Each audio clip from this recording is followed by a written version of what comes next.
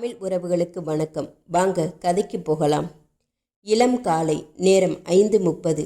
மும்பை ஏர்போர்ட்டில் குளிரை அரவணைத்து கொண்டு வெள்ளை நிற விமானம் தளத்தை உரிமையாக்கியது. அதிலிருந்து இறங்கிய மூன்றாவது மனிதன் நீல ஜீன்ஸும் கருப்பு பனியனும் அணிந்திருக்க அவன் கீழிறங்கியதும் சிகரெட் பற்ற வைத்து கொண்டான். அவனது கால்கள் வாகனம் நிறுத்துமிடத்திற்கு செல்ல அங்கே கருப்பு மாருதியில் ஒருவன் காத்திருந்தான். இவன் கை காட்ட அவன் புன்னகை புரிந்தபடி ஸ்டார்ட் செய்தான். வந்தவன் ஏறிக்கொண்டதும் புறப்பட்டான். காரின் கண்ணாடியை ஏற்றிவிட்டு கொண்ட பிறகு வந்தவன் தன் ஒட்டு தாடியை பீத்து தலையிலிருந்து விக்கையும் எடுத்து போட்டான். ஒரே எரிச்சல். எப்போது இவற்றை களையலாம் என்று காத்து கொண்டிருந்தேன் சபா. மாறுவேடம் போட்டேன் என்று 2 வார்த்தைகளில் எழுதி விடுவார்கள். ஆனால் அதில் உள்ள அவஸ்தை அனுபவித்தால்தான் தெரியும். ஒவ்வொரு முறையும் மேனலிசம் முதற்கொண்டு வேறு வேறு விதமாக மாற்றிக்கொள்ள வேண்டியிருக்கிறது.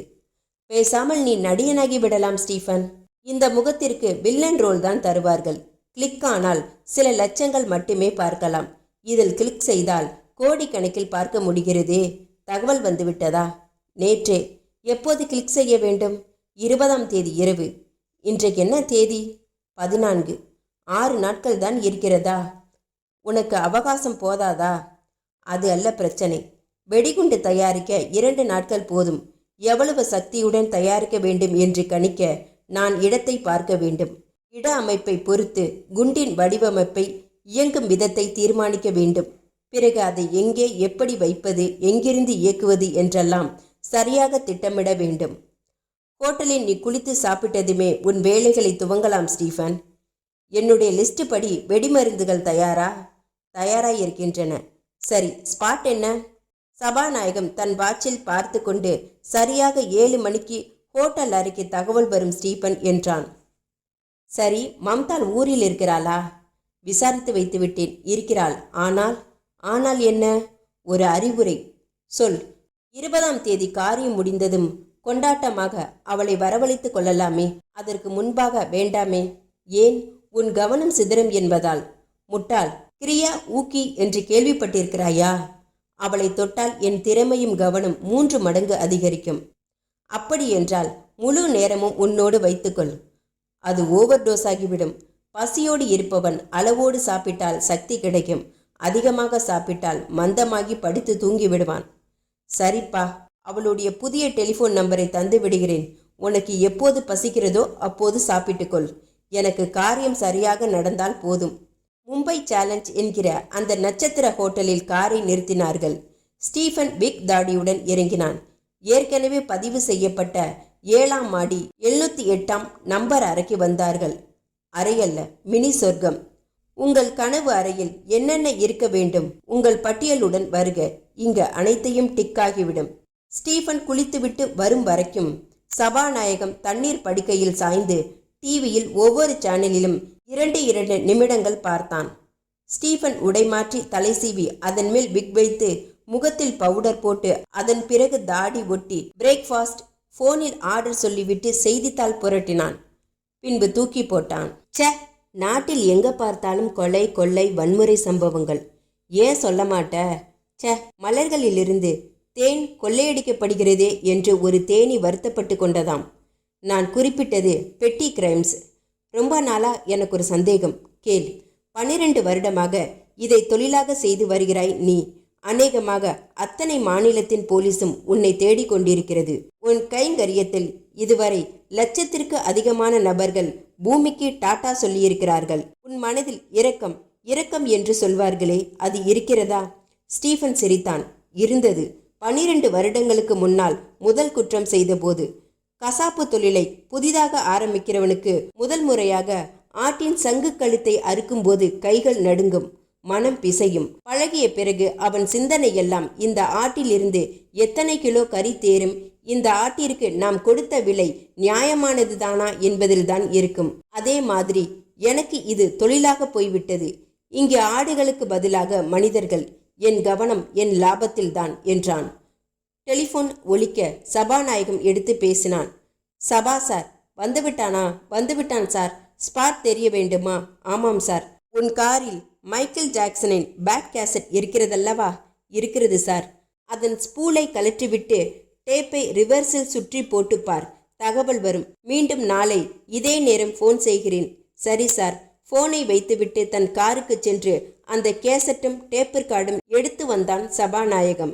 ஸ்க்ரூ டிரைவரை வைத்து கேசட்டை சுழற்றி ஒலிநாடாவை புரட்டி வைத்து சுற்றி பொருத்தி மாட்டினான். டேப் ரெக்கார்டரில் போட்டு ஓடவிட்டான். ஒரு கரகரப்பான குரல் ஒலித்தது.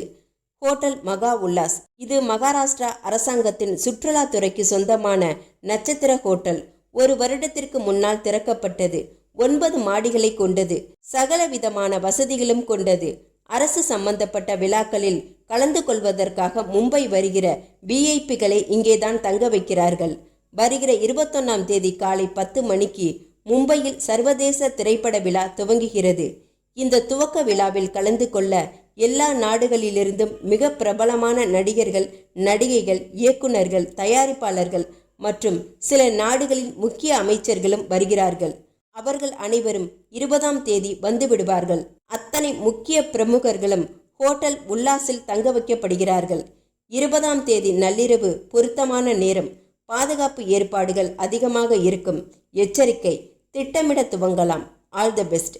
செய்தி முடிவடைந்தது. ஹோட்டல் மகா உல்லாஸ் எங்கே இருக்கிறது சபா? சபா தன் கைப்பையில் ஜிப்பை இழுத்து ஒரு மேப் புத்தகம் எடுத்து அதை விரித்து விரித்து விரித்து விரித்து ஏறக்குறைய படுக்கை முழுவதும் பரப்பி விட்டது அந்த மும்பை நகரத்தின் மேப். அந்த பால்பெயின் பேனா எடுத்து தட்டி காட்டினான். இதோ அந்த ஸ்பாட்டை கவனித்தான் ஸ்டீபன். நல்ல வேலை, நெரிசல் இல்லை. ஈஸ்டர்ன் எக்ஸ்பிரஸ் ஹைவே, சௌரியமான சாலை, பக்கத்தில் சாயான் ஸ்டேஷன் இருக்கிறது. பரவாயில்லை சபா, நீ ஒரு காரியம் செய். சொல். இந்த ஹோட்டலில் எனக்கு உடனே அறை பதிவு செய். உள்ளே தங்கிக் கொண்டு ஹோட்டலின் அமைப்பை, வசதிகளை கண்காணிப்பது சௌரியமாய் இருக்கும். சரி, அப்படியானால் இந்த அறை இதுவும் இருக்கட்டும். நீ அங்கே அறை பதிவு செய்துவிட்டு வந்து சொல். அதுவரை மம்தாவின் புது ஃபோன் நம்பர் தருகிறேன் என்றாயே, எங்கே? பகலிலா? திரைகளை இழுத்துவிட்டு கொண்டு விளக்குகளை அணைத்து விட்டால் எங்கே சூரியன் என்று கண்ணடித்தான் ஸ்டீபன். அத்தியாயம் 2. துப்பாக்கி இல்லாமல் சுதந்திரம் வாங்கி தந்த சட்டையில்லாத மனிதர் பிறந்த மாதத்தில் குளிர் பொழியும் கடற்கரை நகரமாம். ஹிந்தி சினிமாவின் கனவு களஞ்சியமாம். ஹர்ஷத் மேத்தா, மேமன் சகோதரர்கள் போன்ற நாட்டுக்காக உழைக்கும் பிறவிகளின் இருப்பிடமாம் மும்பையில் 9 மாடி கட்டிடமான மகா உல்லாஸில் திரைப்பட விழாவுக்காக வருகை தந்திருக்கும் வெளிநாட்டு முக்கிய பிரமுகர்களுக்கு ஒரு ஹாலில் பிரமாதமான விருந்து தரப்பட்டு கொண்டிருந்தது. ஹோட்டலை சுற்றிலும் பலத்த காவல், இயந்திர துப்பாக்கிகள், உலோக கண்டுபிடிப்பு கருவிகள், மோப்ப நாய்கள். அந்த கருப்பு மாருதி அதே தெருவில் சற்று தள்ளி சென்று நின்றது. என்ஜின் அணைந்தது. அந்த இடம் இருட்டு தீவாய் இருந்தது. அந்த காரிலிருந்து இறங்கி நின்றான் ஸ்டீபன். ஸ்டீபன் இப்போது லண்டன் ஆசாமி போல இருந்தான். சூட்கோட், தலை, புருவங்களில் தங்க முடி, பைப், கையுறை. தன் வாட்சை பார்த்து கொண்டான். அடுத்த வினாடி எதிர் திசையிலிருந்து ஒரு ஏர் கண்டிஷன் காண்டசா வந்து நின்றது. அரசாங்கத்தின் சுற்றுலாத்துறைக்கு சொந்தமான கார் என்பது இன்ஷியல்ஸ் மற்றும் எம்பளத்தில் தெரிந்தது. காரின் முன் கண்ணாடியில் திரைப்பட விழா கமிட்டி தந்த கார் பாஸ் ஸ்டிக்கர் ஒட்டப்பட்டிருந்தது. கார் அவன் அருகில் வந்து நின்றது. ஏறிக்கொண்டான். பின் சீட்டில் 2 சூட்கேஸுகள், அவற்றில் விமான சர்வீஸ் டேகுகள் கட்டப்பட்டிருந்தன. காரை ஓட்டினவன் சபாநாயகம். தற்போது வேறு அடையாளங்களில் மார்பிள் திரைப்பட விழாவின் வரவேற்பு கமிட்டி உறுப்பினர் என்பதற்கான பேட்ஜை குத்தியிருந்தான். கார் இயல்பாக ஹோட்டல் உல்லாஸின் முன்கேட் வழியாக நுழைய வந்து அங்கே அமைக்கப்பட்டிருந்த தற்காலிக தடுப்பு முன் நின்றது. 2 போலீஸ் ஆபீசர்கள் காரை பார்த்துவிட்டு அருகில் வந்தார்கள். டார்ச் அடித்து முதலில் சபாவின் பேட்ஜ் பார்த்தார்கள். பிறகு பின்புறம் அமர்ந்திருந்த ஸ்டீபனை பார்த்தார்கள். Welcome to our city sir, your passport please. Stephen தயாராக எடுத்து கொடுத்தான். புரட்டி அதில் உள்ள முகத்தையும் அவன் முகத்தையும் பார்த்துவிட்டு திருப்பி கொடுத்தார். Thank you sir. தடுப்பு உயர்த்தப்பட்டது. கார் உள்ளே நுழைய அனுமதிக்கப்பட்டது. கார் அண்டர் கிரவுண்டில் கொண்டு போய் நிறுத்தப்பட்ட போது ஸ்டீபன், சபாநாயகம் இருவருமே வேறு அடையாளங்களுக்கு மாறியிருந்தார்கள். காரை பூட்டிவிட்டு இறங்கிய இருவரும் பார்க்கிங் பகுதியை விட்டு வெளியே வந்ததும் ஹோட்டலின் முக்கிய வாசலை அடைந்து சல்யூட் அடித்த மகாராஜாவை கவனிக்காமல் உள்ளே ரிசப்ஷனில் போடப்பட்டிருந்த சோஃபாக்களில் யாருக்காகவோ காத்திருப்பது போல அமர்ந்து கொண்டார்கள். சிகரெட் பிடித்தார்கள். கண்ணாடி கதவுகளுக்கு அந்த பக்கம் போர்டிகோவில் வந்து நிற்கிற கார்களிலேயே அவர்கள் கவனம் இருந்தது. ஸ்டீபன் அந்த இடம் யாரின் கவனமும் இல்லாத இருட்டான திருப்பம் என்றாலும் ஆளில்லாமல் நிற்கிற நமது மாருதி காரை யாராவது சந்தேகப்படலாம். நாம் சீக்கிரம் போயாக வேண்டும் என்றான் சபாநாயகம் சன்ன குரலில். அவநம்பிக்கையோடு டென்ஷனோடும் பேசுபவர்களை பார்த்தால் எனக்கு பற்றி கொண்டு வரும். பேசாமல் இரு. இதுவரை என் திட்டத்தில் ஏதாவது தோல்வியை தழுவியிருக்கிறதா? ஒரு பிரைவேட் டாக்ஸி வந்து நிற்கிற வரை கொஞ்சம் பொறுமையாக காத்திரு என்றான் ஸ்டீஃபன். 10 நிமிடங்களுக்கு பிறகு டீ போட்ட ஒரு வெள்ளை அம்பாசிடர் வந்து ஒரு குஜராத்தி குடும்பத்தை இறக்கி விடுவதை கண்டதும் 2 பேரும் எழுந்து கொண்டார்கள். வெளியே வந்து கொலாபாவில் ஒரு டிராப் வருகிறாயா என்றார்கள். அவன் 4 மடங்கு அதிகமாக கேட்டான். சரி என்று பின் சீட்டில் ஏறிக்கொண்டார்கள். அம்பாசிடர் வெளியேற அதே செக் போஸ்ட் தடுப்பருகில் காத்திருந்தது. வெளியே செல்கிற வண்டிகளை அத்தனை அக்கறை காட்டாமல் பார்த்து கொண்டிருந்த 2 ஆபீசர்களின் ஒருவர் மட்டும் வந்து டிரைவரை ஒரு பார்வை பார்த்துவிட்டு பின்புறம் பார்க்க, இவர்கள் இருவரும் மகா சீரியஸாக, ஞான் என்னும் பாறையும் அவ்விட நம் பெண்குட்டி விவாகமாயி இருக்கணும் என்று பேசிக்கொண்டிருக்க, ட்ரிப் எங்கே என்றார் டிரைவரிடம். கொலாபா சார் என்றான் டிரைவர். ஆபீசர் கையசைத்து விட்டார். கார் வெளியேறியது. சாலைக்கு வந்தது. அந்த கருப்பு மாருதியை கடந்தது. அடுத்த தெருவை தொட்டபோது டிரைவர் 1 நிமிடம் அந்த ஒயின் ஷாப் அருகில் நிறுத்து என்றான் சபாநாயகம். நிறுத்தினான். இறங்கி ஒயின் ஷாப் வந்தார்கள். திரும்பி பார்க்க காரை விட்டு இறங்காமல் டிரைவர் ஒரு சிகரெட் பற்ற வைக்க ஒயின் ஷாப்பை தவிர்த்து வேகமாக இருட்டில் நடந்து அந்த தெருவை விட்டே விலகினார்கள். ஹோட்டல் இருக்கும் சாலையில் அவர்கள் நிறுத்தியிருந்த கருப்பு மாருதிக்கு வந்து கதவு திறந்து உள்ளே அமர்ந்து சற்று ஆசுவாசப்படுத்தி கொண்டார்கள். சபா ஹோட்டலின் அண்டர் கிரவுண்டில் நாம் பார்க் செய்துவிட்டு வந்த காண்டசா காருக்குள் அந்த சூட்கேஸிற்குள் கடமை செய்ய தயாராய் இருக்கிறது வெடிகுண்டு. ரிமோட் சிஸ்டத்தின் கண்ட்ரோல் இதோ நம் வசம். பொருத்தியுள்ள ஏரியலை உயர்த்த வேண்டியதுதான். பட்டனை அழுத்த வேண்டியதுதான். மகா உல்லாசமாக வெடித்து சிதறும். முகூர்த்த நேரம் சொல். எனக்கு பதறுகிறது. உனக்கு எல்லாமே விளையாட்டாக இருக்கிறது. சீக்கிரம் முடி, புறப்படலாம். ஸ்டீஃபன் ஒரு பட்டனை தட்டியதும் காரின் டாப்பிலிருந்து ஒரு ஏரியல் 4 அடி உயரத்திற்கு உயர்ந்தது. அந்த சமயம் பார்த்து மும்பையின் டெபுட்டி கமிஷனர் ஹோட்டலின் பாதுகாப்பு ஏற்பாடுகள் சரியாக இருக்கிறதா என்பதை பார்க்க தன் காரில் வந்தவர் காரின் வெளிச்ச தடவலில் அந்த கருப்பு மாருதியின் மண்டையில் விற்றென்று முளைத்த ஏரியலை பார்த்து விட்டார். அது என்னவோ என்று புரியாமல் மீண்டும் பார்க்க நினைப்பதற்குள் கார் கடந்துவிட ஸ்டீஃபன் மற்றொரு பட்டனை அழுத்த 9 மாடி கட்டிடமான மகா உல்லாஸ் பெரிய சத்தத்துடன் வெடித்து சிதறியது. டெபுட்டி கமிஷனரின் கார் தூரத்திலேயே பிரேக் அடித்து நிற்க அதிர்ச்சியில் உறைந்து போன அவர் திரும்பி பார்க்க தூரத்தில் அந்த மாருதி புறப்பட்டது. அதோ அந்த காரை மடக்கிப்பிடி என்று கத்தினார். தன் ரிவால்வரை கையில் எடுத்துக்கொண்டார். டெபுட்டி கமிஷனரின் கார் சற்றென்று திரும்பி தூரத்து காரை குறிவைத்து விரைந்தது.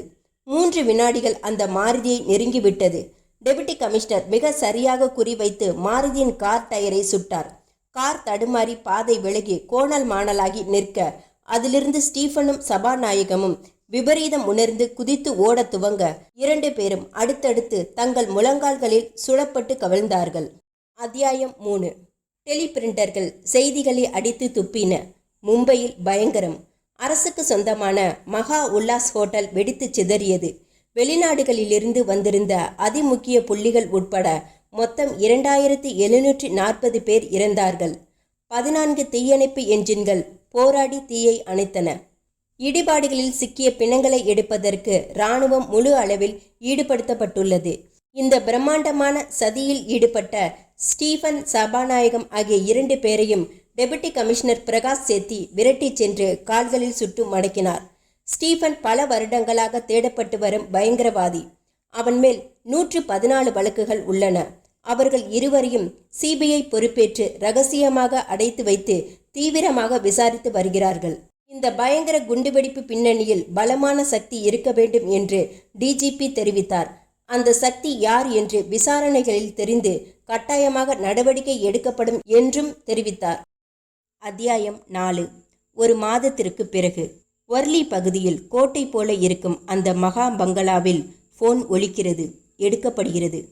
நான் ப்ரொடியூசர் குலாம் பாபுஜி பேசுகிறேன். ஆசா சச்சின் பம்பாய் திரும்பிவிட்டாரா? இன்னும் இல்லை. எப்போது வருகிறார் என்று புரோகிராம் சொல்ல முடியுமா? அவருக்காக என் படத்தில் கிளைமேக்ஸ் காத்திருக்கிறது என்பது தெரியுமில்லையா? மேடம் இன்றிரவு பாங்காக்கில் புறப்படுகிறார். நாளை அதிகாலை விமானம் பம்பாயில் வந்து சேர்கிறது. கார் அனுப்ப சொல்லியுள்ளார்கள். நல்லதாய் போயிற்று. ஆஷாவுக்கு பரிசளிப்பதற்காக ஒரு ஏசி ஹோண்டா கார் இறக்குமதி செய்து என் கேரேஜில் தூங்குகிறது.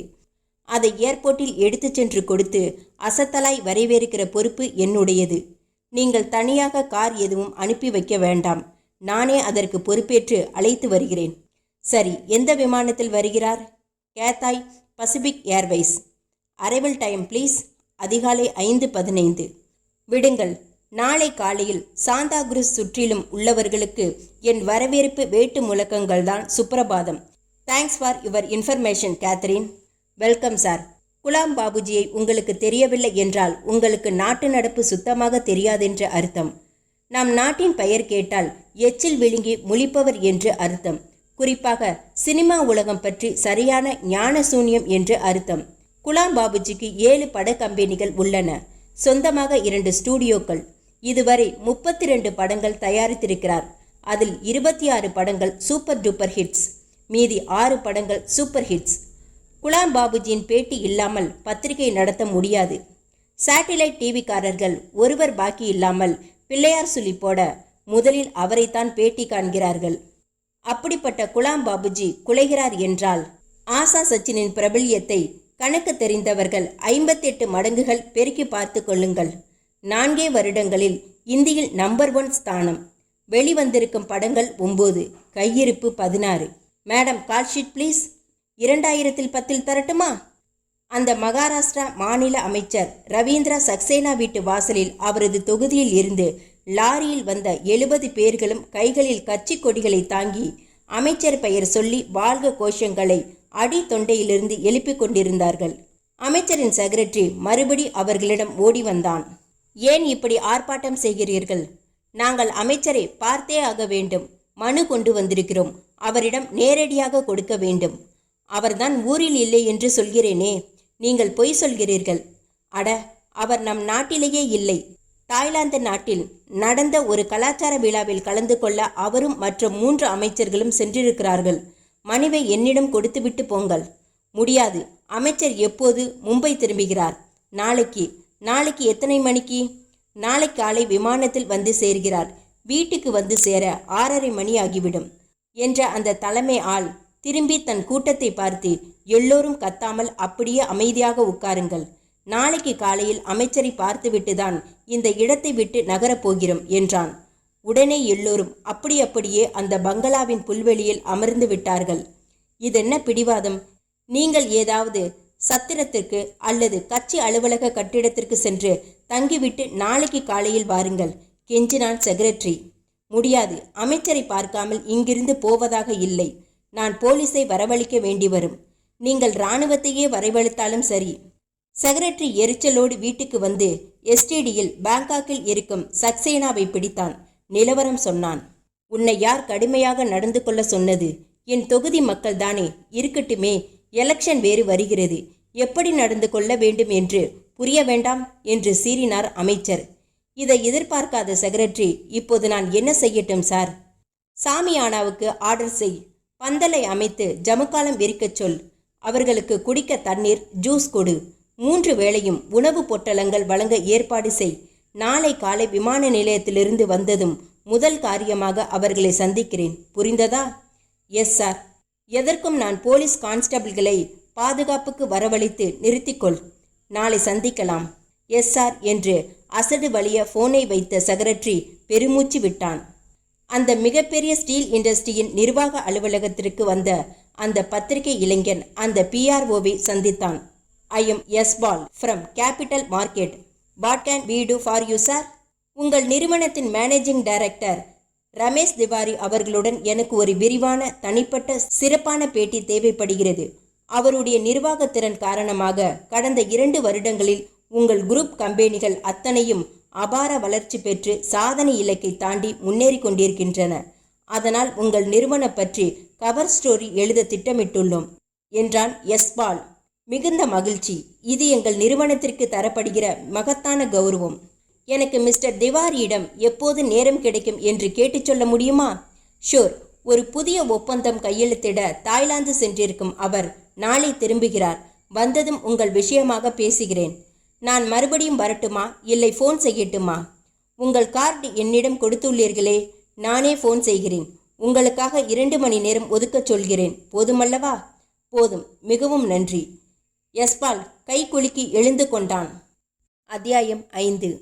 பிரபல நடிகை ஆஷா சச்சின், பிரபல தொழிலதிபர் ரமேஷ் திவாரி, மகாராஷ்டிரா அமைச்சர் ரவீந்திர சக்சேனா மற்றும் 3 அமைச்சர்கள் மற்றும் 317 பயணிகளும், flight captain, senior first officer, senior flight engineer ஆகிய ஃப்ளைட் டெக் ஆஃபீஸர்களும் 6 ஏர்ஹோஸ்டுகளையும் சுமந்து கொண்டு பேங்காக்கின் ரன்வேயில் ஓடி டேக் ஆஃப் ஆகி மும்பையை நோக்கி பறக்க துவங்கியது கேதாய் பசிபிக் ஏர்வேஸுக்கு சொந்தமான போயிங் சூப்பர் 747 விமானம். நள்ளிரவென்பதால் ஒரு சிலரை தவிர மற்றவர்கள் தங்கள் இருக்கையில் சுகமாக சாய்ந்து உறங்க துவங்கியிருந்தார்கள். மேகங்கள் இல்லாத தெளிவான வானத்தில் நட்சத்திரங்கள் மின்னின. தன் இருக்கையில் தன் புத்தகத்திற்கு மட்டும் சிறிய வட்ட வெளிச்சம் அமைத்து கொண்டு அந்த ஆங்கில நாவலை படித்து கொண்டிருந்தாள் ஆஷா சச்சின். அமைச்சர்கள் வாய்ப்பிழந்து உறங்கினார்கள். ரமேஷ் திவாரி டிஜிட்டல் டைரியில் ஏதோ சில விவரங்களை பதிவு செய்து கொண்டிருந்தார். ஸ்மோக்கர்ஸ் பகுதியில் 3 இருக்கைகளில் அமர்ந்திருந்த எலியாஸ் மற்றும் சுஜித் மற்றும் மல்லையா மூவருமே சிகரெட் பிடித்து கொண்டிருந்தார்கள். மூவரும் தங்கள் கைகளில் பெயருக்கு புத்தகங்கள் வைத்திருந்தார்கள். ஆனால் மூவரின் கவனமும் அதில் இல்லை. விமானத்தில் பெண் குரல் அறிவிப்பில் கொஞ்சியது. எங்கள் பெருமைக்குரிய பயண நண்பர்களே, இந்த விமானத்தின் இனிய பயணம் முடிவடைய இருக்கிறது. நாம் மும்பை நகரத்தை நெருங்கிக் கொண்டிருக்கிறோம்.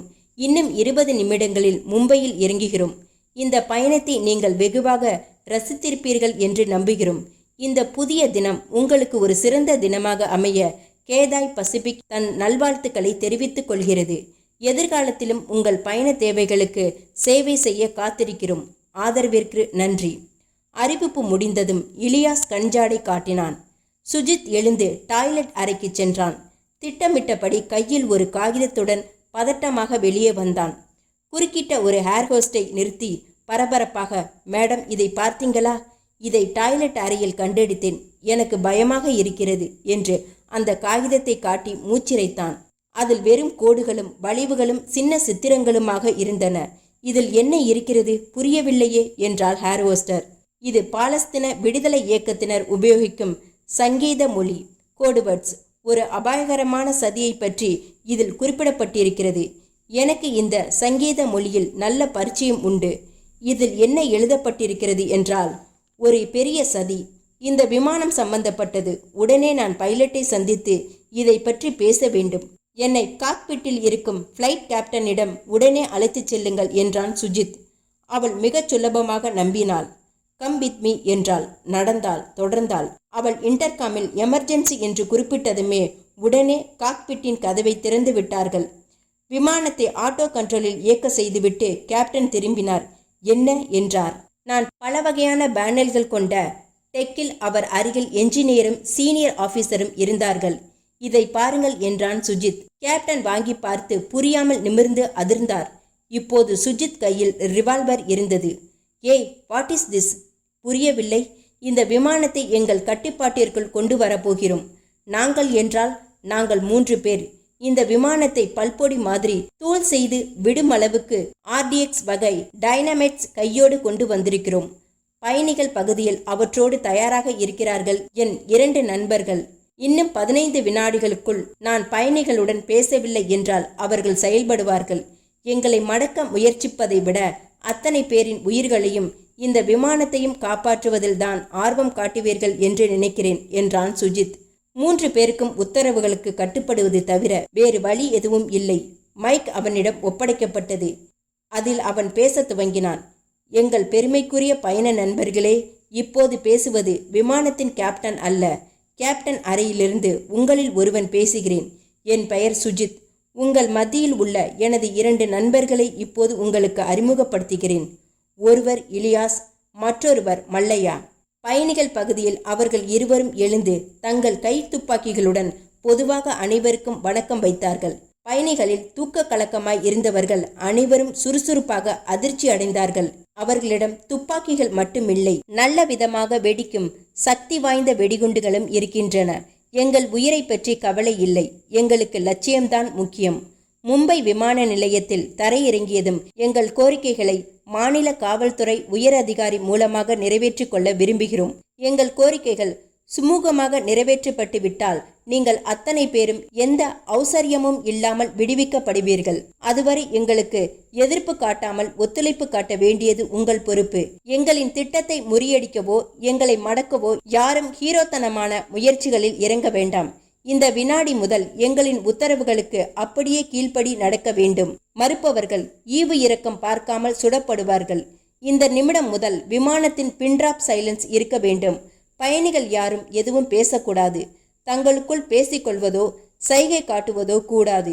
இந்த விமானத்தில் சில விஐபிகளும் வருகிறார்கள் என்பதை அறிவும்.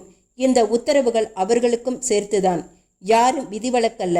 உங்களுக்கான குறிப்புகளை இப்போது இலியாஸ் கொடுப்பார் என்று பேசி முடித்தான் சுஜித். கேப்டனை பார்த்து சிரித்தான். பயணிகளை என் நண்பர்கள் பார்த்து கொள்வார்கள். உங்களையும் இந்த விமானத்தையும் நான் பார்த்து கொள்கிறேன்.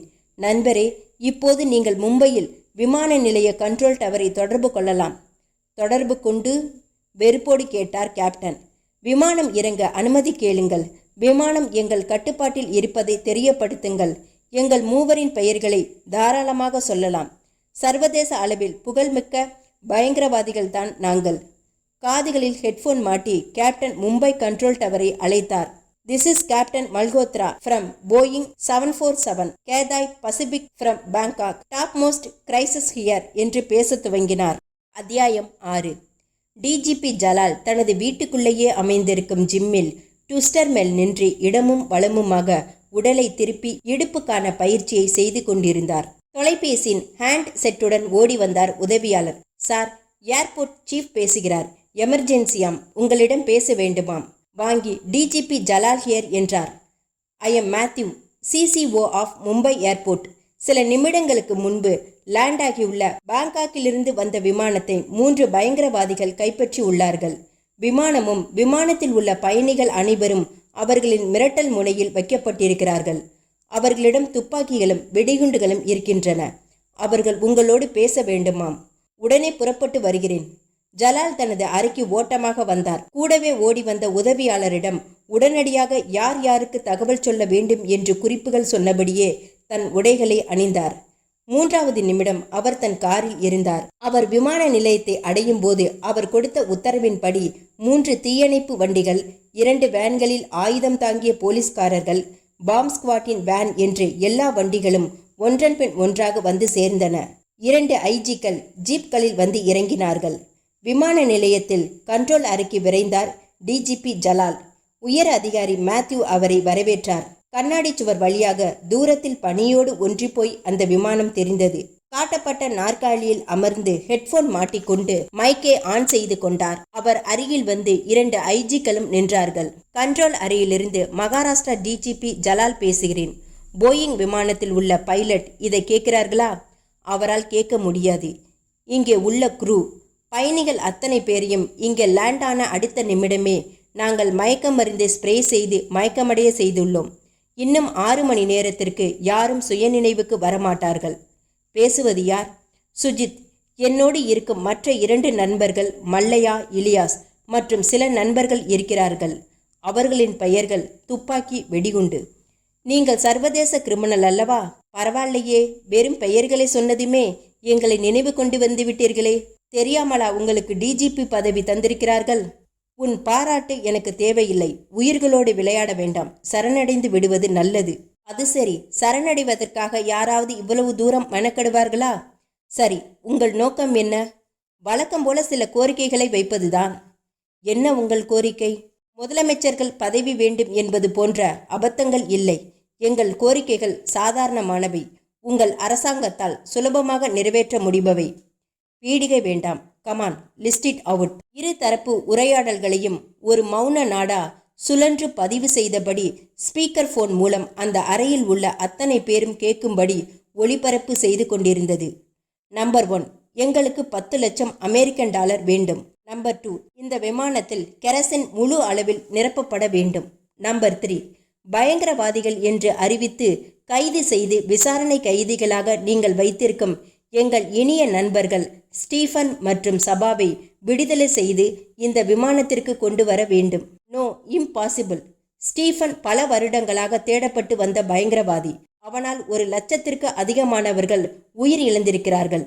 அவனுக்கு கூலி கொடுத்து உதவிகள் கொடுத்து மகா உல்லாஸ் ஹோட்டலை தகர்த்தி இந்தியாவுக்கு சர்வதேச அளவில் கெட்ட பெயரை வாங்கி தந்ததில் எந்த நாட்டின் பின்சக்தி இருக்கிறது என்பது எங்களுக்கு தெரியும்.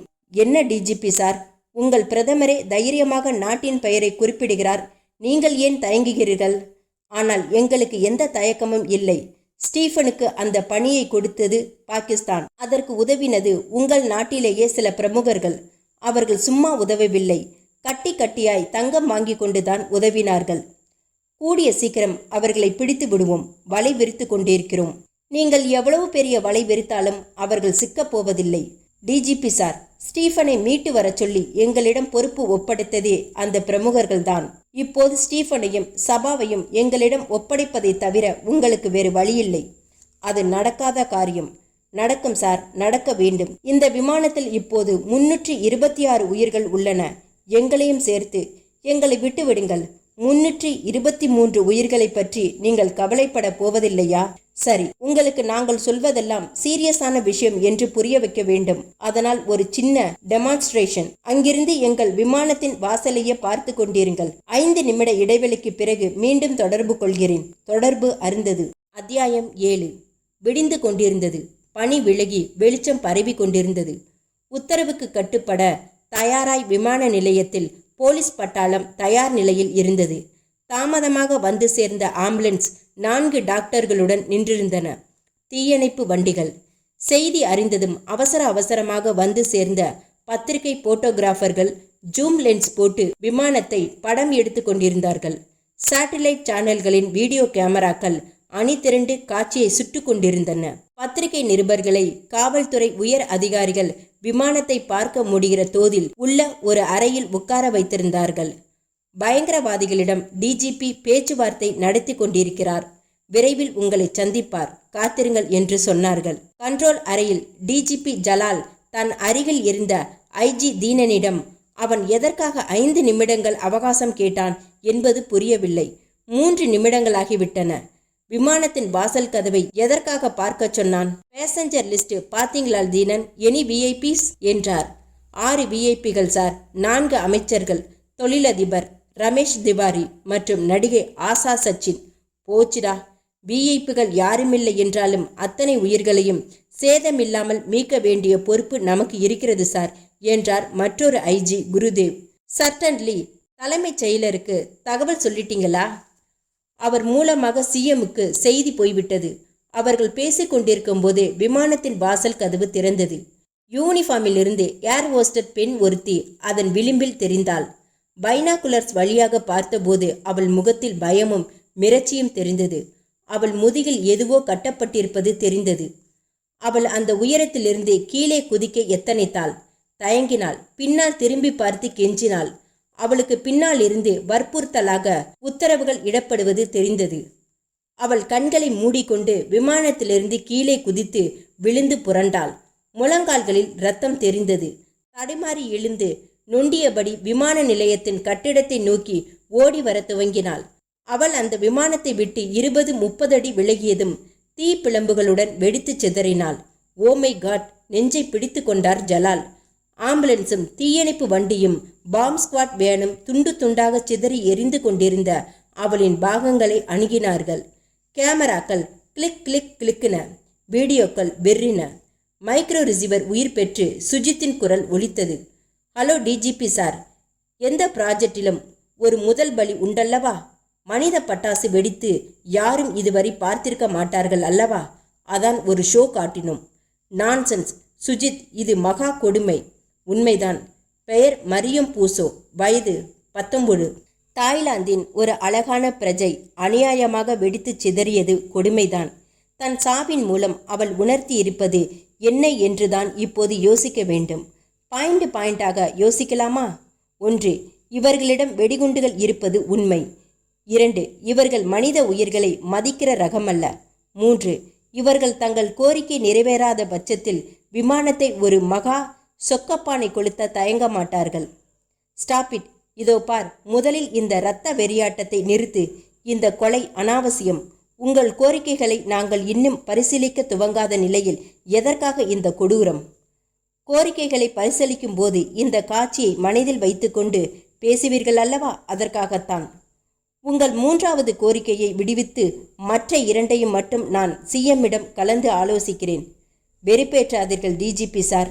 இந்த ப்ராஜெக்டின் முக்கிய நோக்கமே அவர்கள் இருவரையும் விடுதலை செய்து அழைத்து செல்வதுதான். மற்றவை கொசுறு. காய்கறி வாங்கினால் கருவேப்பிலை இலவசமாக எடுத்துக்கொள்வதை போன்றது. புரிகிறதா?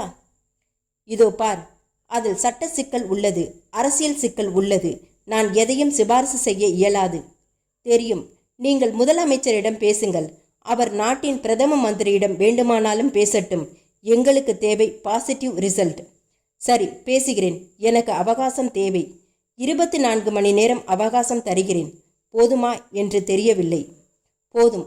அதற்கு மேல் தர இயலாது. முதல் கட்டமாக ஒன்று முடிவு செய்யலாம். விமானத்தில் இருக்கும் பயணிகள் எல்லாம் விட்டுவிடுங்கள். க்ரூ மெம்பர்ஸ் மட்டும் பயணமாக வைத்துக் கொள்ளுங்கள். பயணிகள் அப்பாவிகள். அந்த அப்பாவிகளின் சில முக்கிய புள்ளிகளும் இருக்கிறார்கள் சார். 4 அமைச்சர்கள், ஒரு தொழிலதிபர், ஒரு நடிகை. 1 மணி நேரத்திற்கு ஒரு முறை நான் தொடர்பு கொள்வேன். அவ்வப்போது நான் கேட்கிற சின்ன சின்ன வசதிகளை செய்து தர வேண்டும். ஆயுதங்களுடன் நிறுத்தப்பட்டிருக்கிற போலீஸ்காரர்கள் அத்தனை பேரையும் விலகிக் கொள்ள சொல்லுங்கள். ஆம்புலன்ஸும் ஃபயர் இன்ஜின் போன்றவை இருக்கலாம்.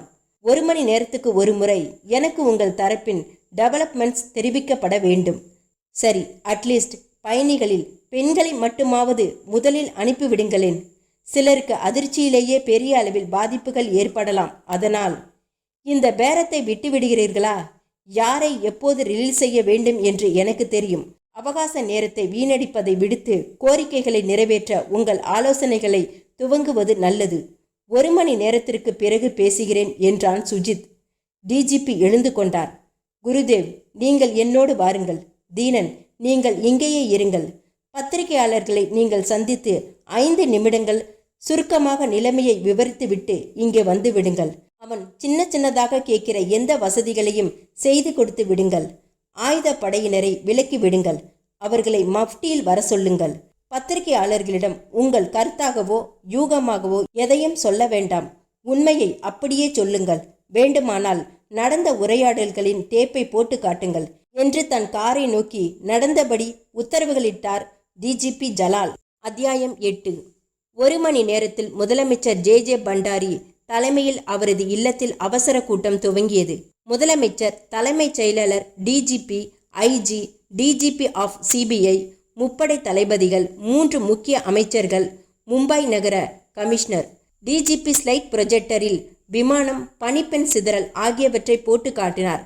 வரவழைக்கப்பட்ட கஜித், இலியாஸ், மல்லையாவின் புகைப்படங்களை போட்டு காட்டினார். பிறகு அவருக்கும் சுஜித்துக்கும் நடந்த உரையாடல்களை டேப்பில் போட்டு காட்டினார். அதன் பிறகு அவர்கள் விவாதிக்க துவங்கினார்கள். 300 சொச்சம் உயிர்களை பலியிட முடியாது. குறிப்பாக அமைச்சர்கள் வேறு இருக்கிறார்கள். கட்சி தொண்டர்கள் ரேடியோ செய்தி கேட்டுவிட்டு கட்சி அலுவலகத்திற்கு ஃபோன் செய்ய துவங்கிவிட்டார்கள். 4 அமைச்சர்களின் தொகுதியிலிருந்து தொண்டர்கள் புறப்பட்டு வந்து சட்டசபை கட்டிடத்தை முற்றுகையிட்டு அவர்களை காப்பாற்றச் சொல்லி போராட்டம் நடத்துவார்கள். பஸ்களை கொளுத்தி ரகளை செய்யலாம். தொழிலதிபர் சார்பாக வர்த்தக சங்கங்கள் அணிதிரளும். ஆசா சச்சினுக்கு இந்தியா முழுக்க ரசிகர்கள். சினிமா உலகம் முழுக்க துடித்து போகும். எந்த ஒரு உயிரையும் இனி இழக்கக்கூடாது. அப்படியானால் அவர்களின் கோரிக்கைகளை நிறைவேற்றத்தான் வேண்டும் என்றார் ஜலால். வெரி ஷேம் என்றார் சிபிஐ பிரிவின் டிஜிபி எட்வின். வேறு வழி? அவர்கள் கேட்கும் அமெரிக்க டாலரை ஏற்பாடு செய்து தரலாம். கெரசன் ஊற்றி விமானத்தோடு தப்பிச் செல்ல அனுமதிக்கலாம். ஆனால் பயங்கரவாதிகள் ஸ்டீஃபனையும் சபாவையும் விடுதலை செய்வது கூடவே கூடாது. அது ஒரு மோசமான முன்னுதாரணத்தை ஆரம்பித்து வைத்தாகிவிடும். அவர்களின் முக்கிய நோக்கமே இருவரின் விடுதலைதான். அதற்காக 300 சொச்ச உயிர்கள் முக்கியமில்லையா? முக்கியம்தான். நம் மானமும் கௌரவமும் காப்பாற்றப்பட வேண்டியது முக்கியம். இது இப்போது ஒரு பயங்கரவாதி கும்பலுக்கும் ஒரு மாநில அரசுக்கும் நடக்கிற பிரச்சனை மட்டுமல்ல, பாகிஸ்தானுக்கும் இந்தியாவுக்கும் நடக்கிற பிரச்சனை. சுஜித் அவனை மகா உல்லாஸ் தகர்க்க உதவியது பாகிஸ்தான் என்று குறிப்பிட்டிருக்கிறான். இவர்கள் இருவரையும் மீட்டு வர இப்படி விமானத்தை கைப்பற்றி மிரட்ட திட்டம் போட்டு கொடுத்ததும் பாகிஸ்தானின் உளவு ஸ்தாபனமாகத்தான் இருக்க வேண்டும். ஆகவே இது இப்போது நமது நாட்டின் கௌரவ பிரச்சனை என்றார். இப்போது என்ன செய்யலாம் என்பது உங்கள் யோசனை என்றார் சற்றே எரிச்சலுடன் முதலமைச்சர் ஜே பண்டாரி. எக்காரணம் கொண்டும் நம் வசமுள்ள 2 பயங்கரவாதிகளை விடுவிப்பதில்லை என்று அடிப்படையான ஒரு தீர்மானத்திற்கு நாம் வர வேண்டும் சார். நமது நாட்டின் மாநிலத்தின் கௌரவத்தை காப்பாற்றுவதோடு நம் பொறுப்பு தீர்ந்து விட்டதா? அத்தனை உயிர்களையும் காப்பாற்றுவது யார் பொறுப்பு? அதுவும் நமது பொறுப்புதான். எப்படி காப்பாற்றுவீர்கள் என்றார் முதலமைச்சர். இந்த பிரச்சனையை சந்திக்க எனக்கு முழு அதிகாரம் வழங்கினீர்கள் என்றால் சாதித்து காட்டுவேன் என்றார் எட்வின். அதுதான் எப்படி என்று கேட்கிறேன். எங்களிடம் அதிரடி படை உள்ளது சார். அதில் இந்த மாதிரி விபரீதமான சந்தர்ப்பங்களை திறமையாக சமாளித்து செயல்பட பயிற்சி அளிக்கப்பட்ட திறமையான 70 கமாண்டோக்கள் இருக்கிறார்கள். அவர்களோடு கலந்து ஆலோசித்து 2-3 திட்டங்களை என்னால் தர முடியும். மன்னிக்க வேண்டும் என்று குறுக்கிட்டார் ஒரு மூத்த அமைச்சர். இந்த விவகாரத்தை சிபிஐ வசம் ஒப்படைப்பதில் எனக்கு சம்மதமில்லை. சேலையில் விழுந்த முல்லை எடுக்கிற வேலை இது. இங்கே தேவை நிதானமும் பொறுமையும். இதில் அதிரடி நடவடிக்கை காட்டினால் நஷ்டப்படுபவர்கள் நாமத்தான் இருப்போம். மற்றொரு அமைச்சர் இவரோடு சேர்ந்து ஜால்ரா தட்ட துவங்கினார். ஆமாம், எதிரியின் பலம் அறிந்து செயல்பட வேண்டிய விஷயம் இது. தன்னிடம் வெடிகுண்டுகள் இருப்பதையும் உயிரெடுக்க தயங்க மாட்டோம் என்பதையும் ஒரு விமான பணிப்பெண்ணை பரிதாபமாக சிதறடித்து எடுத்த எடுப்பிலேயே அவர்கள் நிரூபித்து விட்டார்கள். அதிரடி நடவடிக்கை எடுத்தால் அவர்கள் சொல்லியிருப்பது போல மொத்த விமானத்தையும் அத்தனை பேர்களுடனும் சேர்த்து சிதறடிக்க அவர்கள் தயங்க மாட்டார்கள். அமைச்சர் சொல்வதில் அர்த்தம் இருக்கிறது என்றார் முதலமைச்சர். அப்படியானால் நான் அர்த்தமில்லாமல் பேசுகிறானா என்று கோபப்பட்டார் எட்வின். நீங்கள் உணர்ச்சிவசப்பட்டு பேசுகிறீர்கள். இல்லை, கடமை உணர்ச்சியோடு பேசுகிறேன். இது போன்ற சந்தர்ப்பங்களை சமாளிப்பதற்காகத்தான் இந்த அதிரடி படையை வைத்திருக்கிறோம். மழை பெய்கிறது, வீட்டில் குடை இருக்கிறது. ஆனால் அதை உபயோகிக்க கூடாதென்பது என்ன நியாயம்? குடையை வெளியே எடுத்து கொண்டு வந்தால் சாதா மழை அமில மழையாகிவிடும் என்று வருண பகவான் சொன்னால் கூட குடையை எடுப்பது நியாயமா என்றார் டிஜிபி ஜலால். இது ஜெயிக்கிற வாதமாய் இருக்கலாம், ஆனால் ஆக்கப்பூர்வமான வாதம் இல்லை. ஒரு போலீஸ் டிஜிபியிடமிருந்து இப்படி வீரமில்லாத வார்த்தை வரக்கூடாது. எங்கே எந்த சூழ்நிலையில் வீரம் காட்ட வேண்டும் என்பதில்லையா? கண் எதிரே ஒரு அழகான பெண்ணை 1000 துண்டுகளாக சிதறடித்து விட்டு மனித பட்டாசு என்று பேசுகிற பயங்கரவாதியிடம் வீரம் காட்டுவது விவேகமில்லை என்றார் ஜலால். இருங்கள், உங்களுக்குள் சண்டை வேண்டாம் என்றார் முதலமைச்சர். மிஸ்டர் ஜலால், உங்கள் கருத்து என்ன? பிரச்சனையை சிபிஐயிடம் ஒப்படைக்கலாமா வேண்டாமா? வேண்டாம். அத்தனை விஐபிகளையும் மற்ற உயிர்களையும் காப்பாற்ற வேண்டும் என்றால் நம் வசம் உள்ள அந்த 2 கைதிகளையும் விடுவித்துதான் ஆக வேண்டும். ஆனால் அதை இறுதி கட்டமாக வைத்து கொள்ளலாம். முதல் 2 கோரிக்கைகளை ஒவ்வொன்றாக நிரூபித்துவிட்டு பதிலுக்கு கொஞ்சம் கொஞ்சமாக பயணிகளை விடுவிக்க கோரலாம். இதற்கு நடுவில் விடுவிக்கப்பட்ட பயணிகளை விசாரித்து உள்ளே அவர்களின் தெளிவான நிலை புரிந்து கொள்ளலாம். கைதிகளை விடுவிக்காமலேயே அவர்கள் வளைத்து பிடிக்க வாய்ப்பு தென்பட்டால் அப்போது தந்திரமாக செயல்படலாம். அதிலும் ரிஸ்க் எடுப்பது நல்லதில்லை. நான் பாரத பிரதமருடன் பேசுகிறேன். நிலைமையை சொல்கிறேன். அரை மணி நேரத்துக்கு பிறகு மீண்டும் இங்கே கூடலாம் என்றார் CM. Excuse me CM sir என்றார் எட்வின். சொல்லுங்கள். நமது கைதிகளையும் விடுவிக்காமல் எந்த உயிர்களையும் இழக்காமல் அவர்கள் 3வரையும் பிடிப்பதற்கு தந்திர வழியில் திட்டங்கள் தயாரிக்க இயலுமா என்று எனது கமாண்டோக்களுடன் பேசி பார்க்க எனக்கு அனுமதி கொடுங்களேன். ஒரு உத்தரவாதத்துடன் அப்படி ஒரு திட்டத்தை உங்களால் தர முடியுமா என்றார் சிஎம். பதிலுக்கு நான் கேட்கிற கேள்விக்காக நீங்கள் ஆத்திரப்படக்கூடாது. அவர்கள் கோரிக்கைப்படி பணம் தருகிறீர்கள். கைதிகளையும் விடுவித்து அவர்களிடம் ஒப்படைத்து விடுகிறீர்கள். அதன் பிறகு தங்கள் வார்த்தைப்படி அத்தனை பேரையும் விடுவிப்பார்கள் என்று ஏதாவது உத்தரவாதம் இருக்கிறதா? அத்தனை பேரையும் தொடர்ந்து பயண கைதிகளாக வைத்துக்கொண்டு அவர்களோடு பறந்துவிட்டால்? ஜலால் எச்சி விழுங்கினார். அவர்களின் கோரிக்கைகள் நிறைவேற்றப்பட்டு விட்டால் மற்றவர்களை விடாமல் இருக்க அவசியம் எதுவும் இல்லை.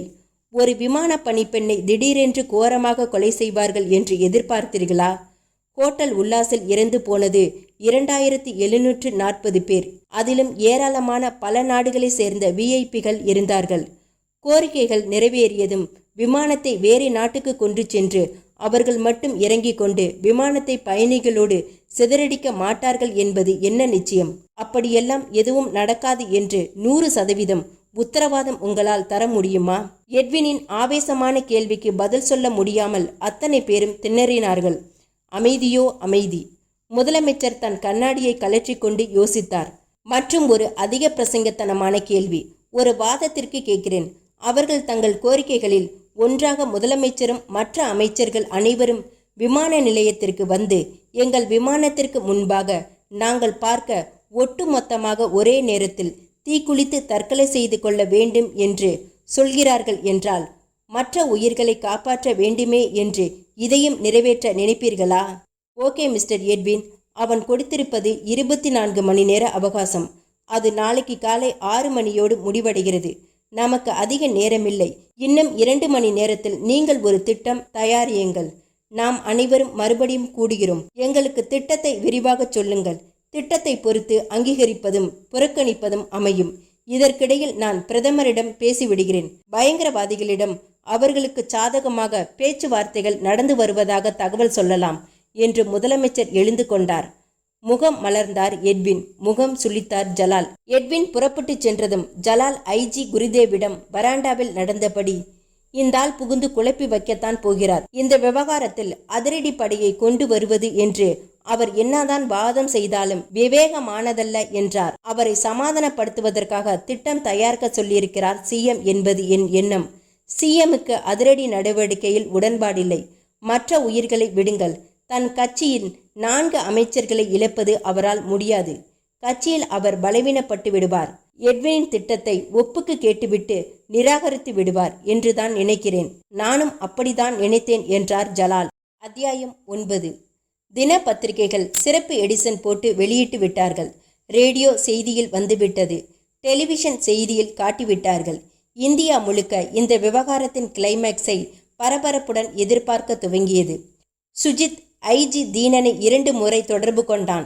ஒரு முறை அத்தனை பேருக்கும் பிரெட் பழங்கள் ஏற்பாடு செய்ய சொன்னான். ஒரு முறை நிலவரம் என்ன என்று விசாரித்தான்.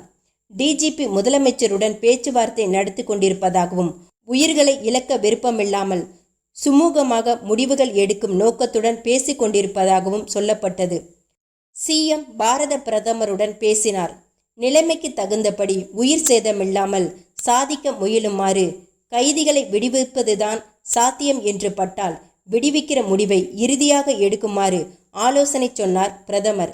சிபிஐ தலைமை டிஜிபி எட்வின் தன் பொறுப்பில் உள்ள அதிரடி படையில் சீனியர் கமாண்டர்கள் விஷ்ணுஜித், மல்லிகா அர்ஜுன் ஆகியோரை வரவழைத்து அவசரமாக பேசி சில திட்டங்கள் தயாரித்தார்.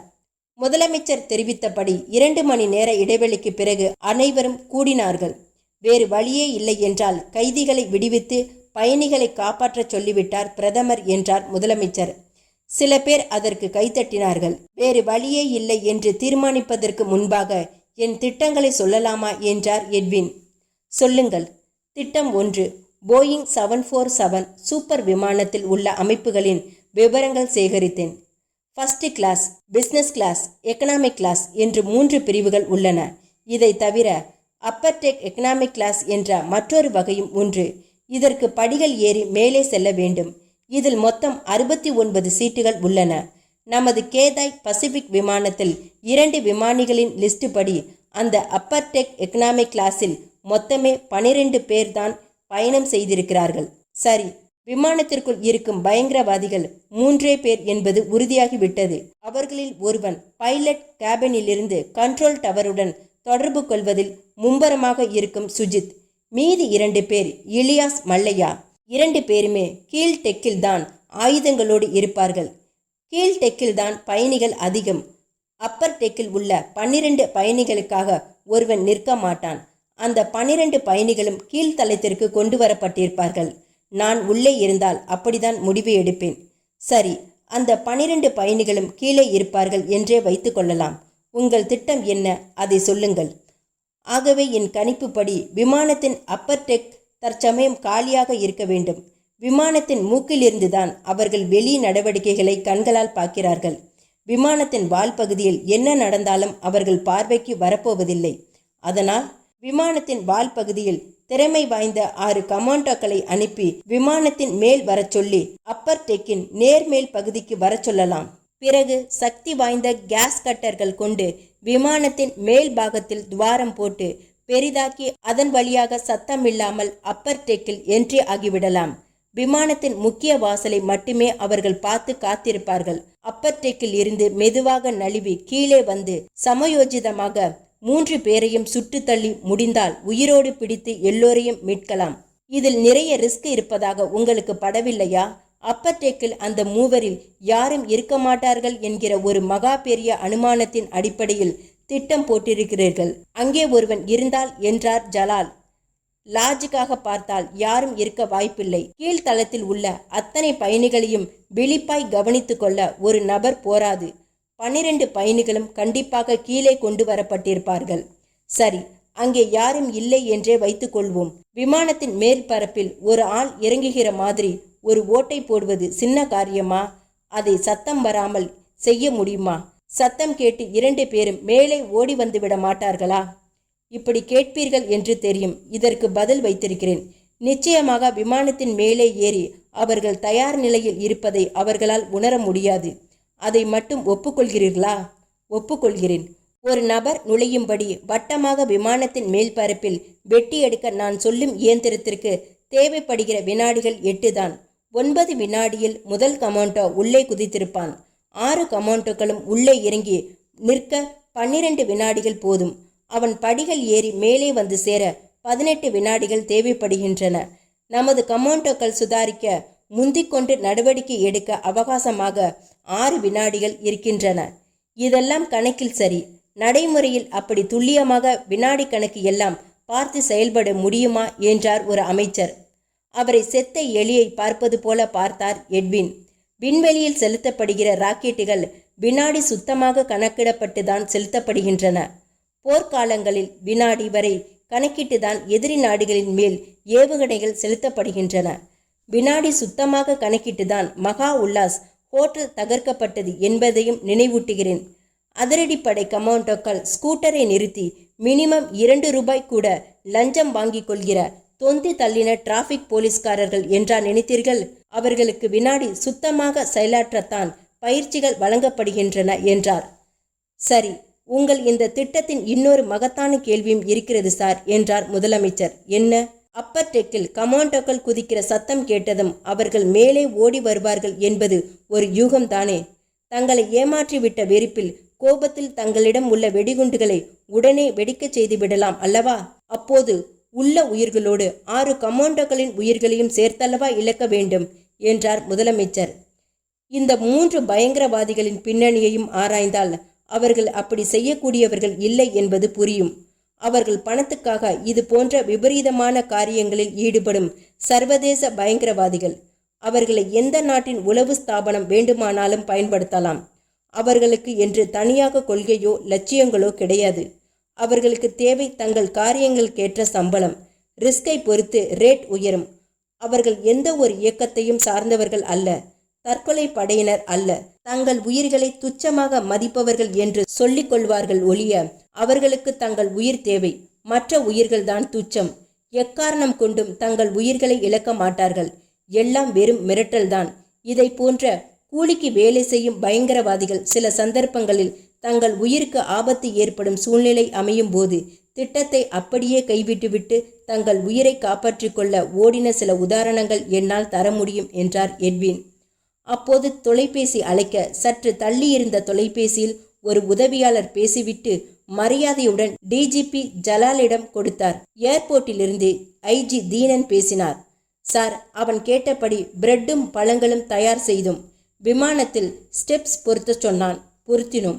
முதல் படி அருகில் பழக்கூடையும் பிரெட் பாக்கெட்டுகள் கொண்ட டிராயரையும் வைத்துவிட்டு விலகச் சொன்னான். அதன்படி செய்யப்பட்டது. மூவரில் இலியாஸ் மட்டும் படிகளில் இறங்கி வந்து பழங்களையும் பிரெட்டையும் எடுத்துக்கொண்டு மேலே சென்றான். மறுபடியும் கதவு மூடப்பட்டது. அவன் உத்தரவுப்படி ஸ்டெப்ஸ் விலக்கப்பட்டது. அதன் பிறகு ஒரு தகவல் சொன்னான். என்ன?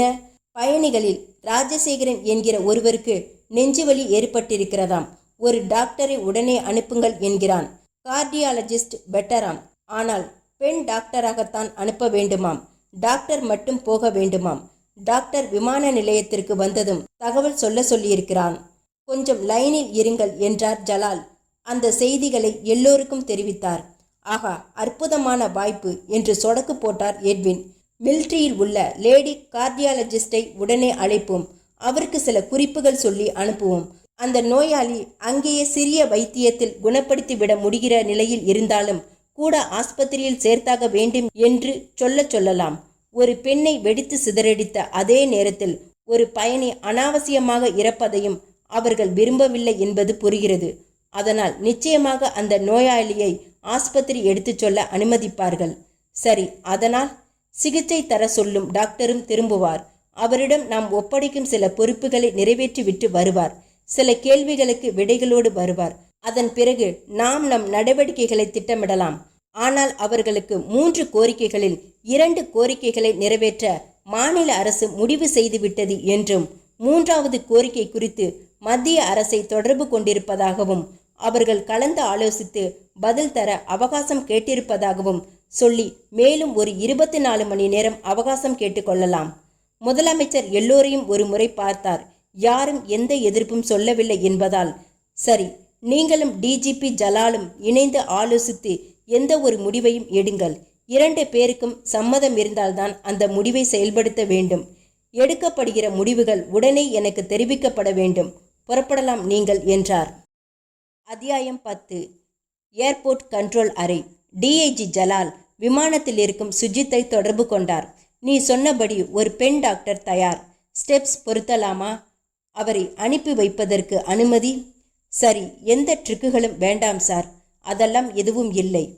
அனுமதிப்பதற்கு முன் முதலமைச்சருடன் நடத்திய பேச்சுவார்த்தை பற்றி முதலில் சொல்லுங்கள். மிகப்பெரிய விவாதத்திற்கு பிறகு அத்தனை உயிர்களையும் காப்பாற்ற வேண்டியது அரசின் பொறுப்பு என்பதை ஏற்றுக்கொண்டு உங்கள் முதல் 2 கோரிக்கைகளையும் ஏற்றுக்கொண்டிருக்கிறது. 10 லட்சம் அமெரிக்க டாலர்களை சேகரிக்க ஏற்பாடு எடுக்கப்பட்டுவிட்டன.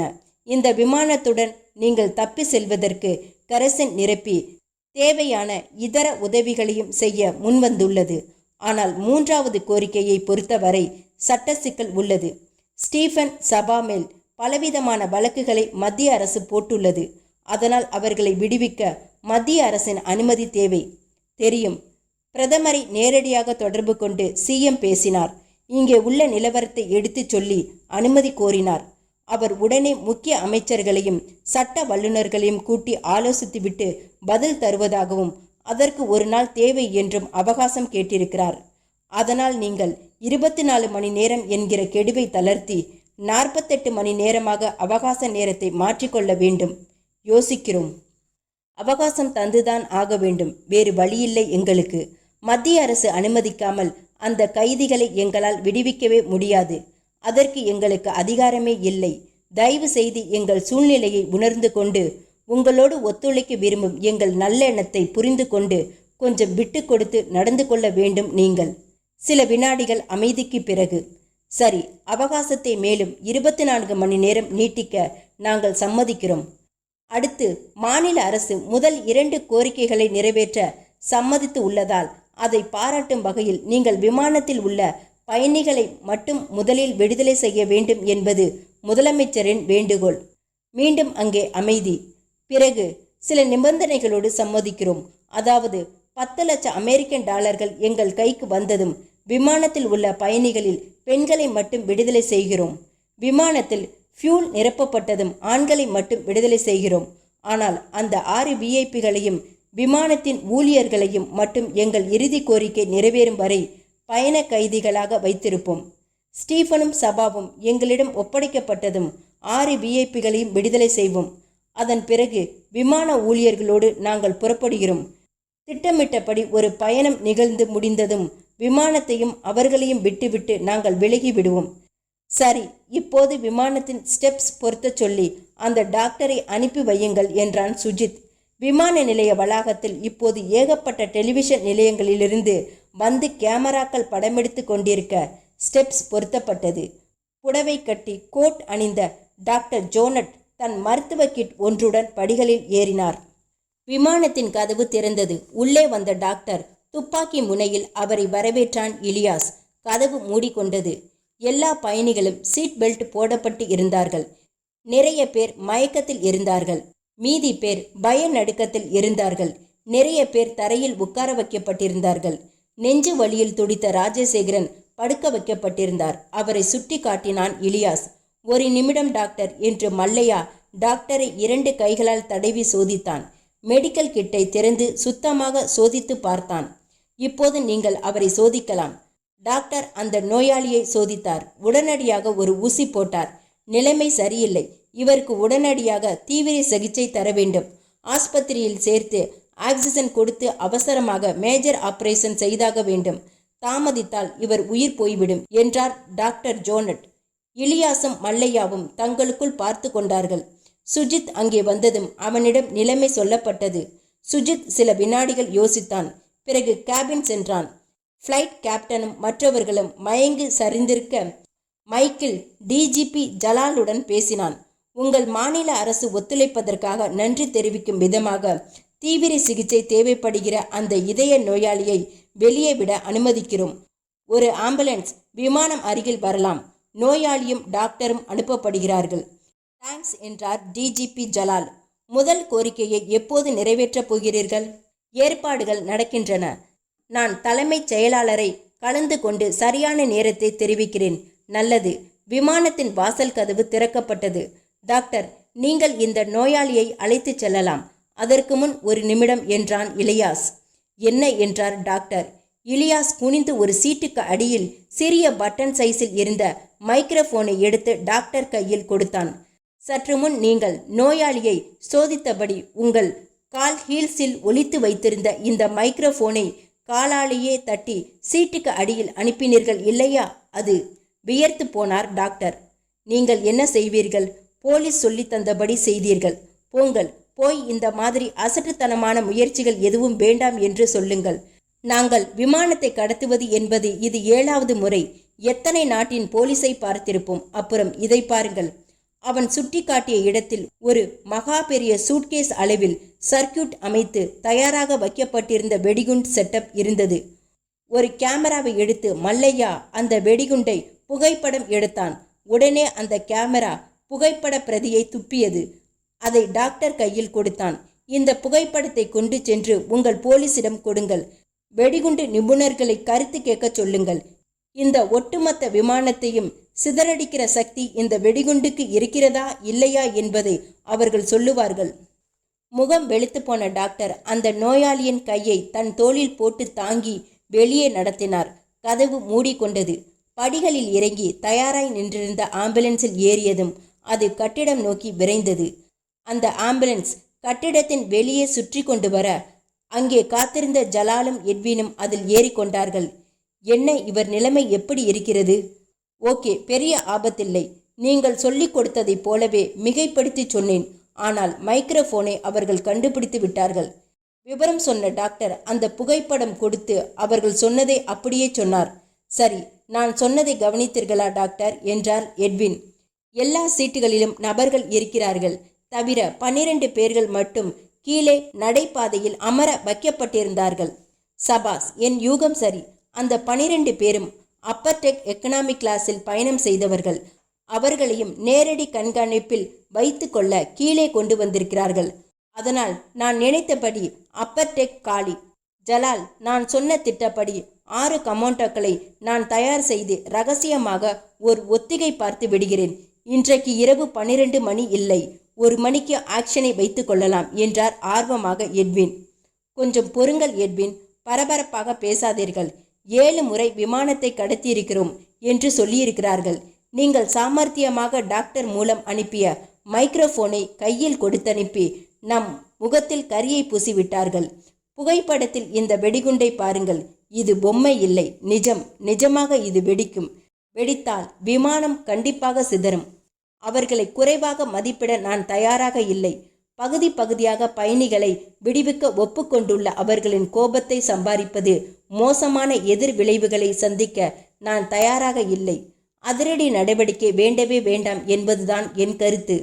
சமாதானமாக போய் முதல் 2 கோரிக்கைகளை நிறைவேற்றி விஐபிகள் தவிர மற்றவர்களை விடுவித்து விட்டு இறுதியாக நாளை 2 கைதிகளையும் ஒப்படைத்து அவர்களையும் காப்பாற்றி விமானத்தோடு அவர்களை அனுப்பி வைக்கிற யோசனையை செயல்படுத்தி விடலாம். இதற்கு நான் சம்மதிக்கவில்லை என்றார் எட்வின். உங்கள் திட்டத்தில் எனக்கு சம்மதமில்லை. என் திட்டத்தில் உங்களுக்கு சம்மதமில்லை. நம் இருவரும் சம்மதிக்கிற ஒரு முடிவை தான் எடுக்க வேண்டும் என்பது முதல்வரின் உத்தரவு. இப்போது நாம் தொடர்பு கொள்ள வேண்டியது முதலில் அவரைத்தான் என்றார் ஜலால். நோயாளியை ஆஸ்பத்திரிக்கு அழைத்துச் சென்று சிகிச்சையை தொடருமாறு டாக்டரை உடன் அனுப்பிவிட்டு புகைப்படத்தில் வெடிகுண்டு பற்றி வெடிகுண்டு நிபுணர்களின் கருத்தறிந்து கொண்டு இருவரும் முதலமைச்சரை சந்தித்தார்கள். இருவரும் தங்கள் பக்கத்து நியாயங்களையும் வாதங்களையும் சொன்னார்கள். முதல்வர் இறுதியாக, மிஸ்டர் ஜலால், இந்த நிமிடம் முதல் இந்த விவகாரத்தை சுமூகமாக தீர்த்து பயணிகளை காப்பாற்றும் முழு பொறுப்பையும் உங்களிடம் அளிக்கிறேன். மிஸ்டர் எட்வின், இதுவரை நீங்கள் அளித்த ஆலோசனைகளுக்கு நன்றி. இனி நீங்கள் இந்த மேட்டரில் ஈடுபட வேண்டாம். ஜலால் பார்த்து கொள்வார் என்றார். டிஜிபி எட்வினுக்கு மீசை சத்தியமாக துடித்தது. அத்தியாயம் 11. எட்வின் 3வது பீர் பாட்டிலை வாயில் வைத்து நிறுத்தாமல் முழுக்க குடித்துவிட்டு வேகமாக டீப்பாய் மேல் வைத்தார். பிளாஸ்டிக் தட்டுகளில் இருந்த கடலையும் சிப்ஸும் எகிரின. எதிரே கமாண்டோக்கள் விஷ்ணுஜித்தும் மல்லிகா அர்ஜுனும் அமைதியாக நின்றார்கள். ஜன்னலுக்கு வெளியே இருட்டு வானம். அந்த ஹாலில் இருந்து டெலிவிஷன் செய்திகள் துவங்குவதற்கு அடையாளமாக சில சலவை சோப் விளம்பரங்கள் ஓடிக்கொண்டிருந்தன. கோபமாக இருந்த எட்வின் ஒரு சிகரெட்டை எடுத்து உதடிகளில் வைத்து அதை பற்ற வைக்க தன் லைட்டரால் முயன்றார். 2 முறை கிளிக்கியும் லைட்டர் வேலை செய்யாததால் எரிச்சலுற்று அதை தூக்கி மூலையில் வீசினார். விஷ்ணுஜித் தன் தீப்பெட்டி எடுத்து அவருக்கு கொளுத்தினான். தயவு செய்து டென்ஷன் ஆகாதீர்கள் சார் என்றான். எப்படி டென்ஷன் ஆகாமல் இருப்பது? நமது மானம், மரியாதை, கௌரவம், வீரம், திறமை அத்தனையையும் சுருட்டி அந்த பொறுக்கிகள் காலடியில் வைக்கப் போகிறார்களே என்றார் எட்வின். ஆங்கில செய்திகள் துவங்கியது தொலைக்காட்சியில். மும்பை விமான நிலையத்தில் தாய்லாந்து விமானத்தை 3 பயங்கரவாதிகள் வசப்படுத்தி அதிலுள்ள 300க்கு அதிகமான பயணிகளை பயண கைதிகளாக வைத்துக்கொண்டு அரசுக்கு முன்வைத்த 3 கோரிக்கைகளில் 2 கோரிக்கைகளை நிறைவேற்ற மாநில அரசு ஒப்புக்கொண்டுள்ளது. அதாவது அவர்கள் கேட்ட 10 லட்சம் அமெரிக்க டாலர்களை தருவதற்கும் விமானத்தில் எண்ணெய் நிரப்பி தரவும் அரசு சம்மதித்துள்ளது.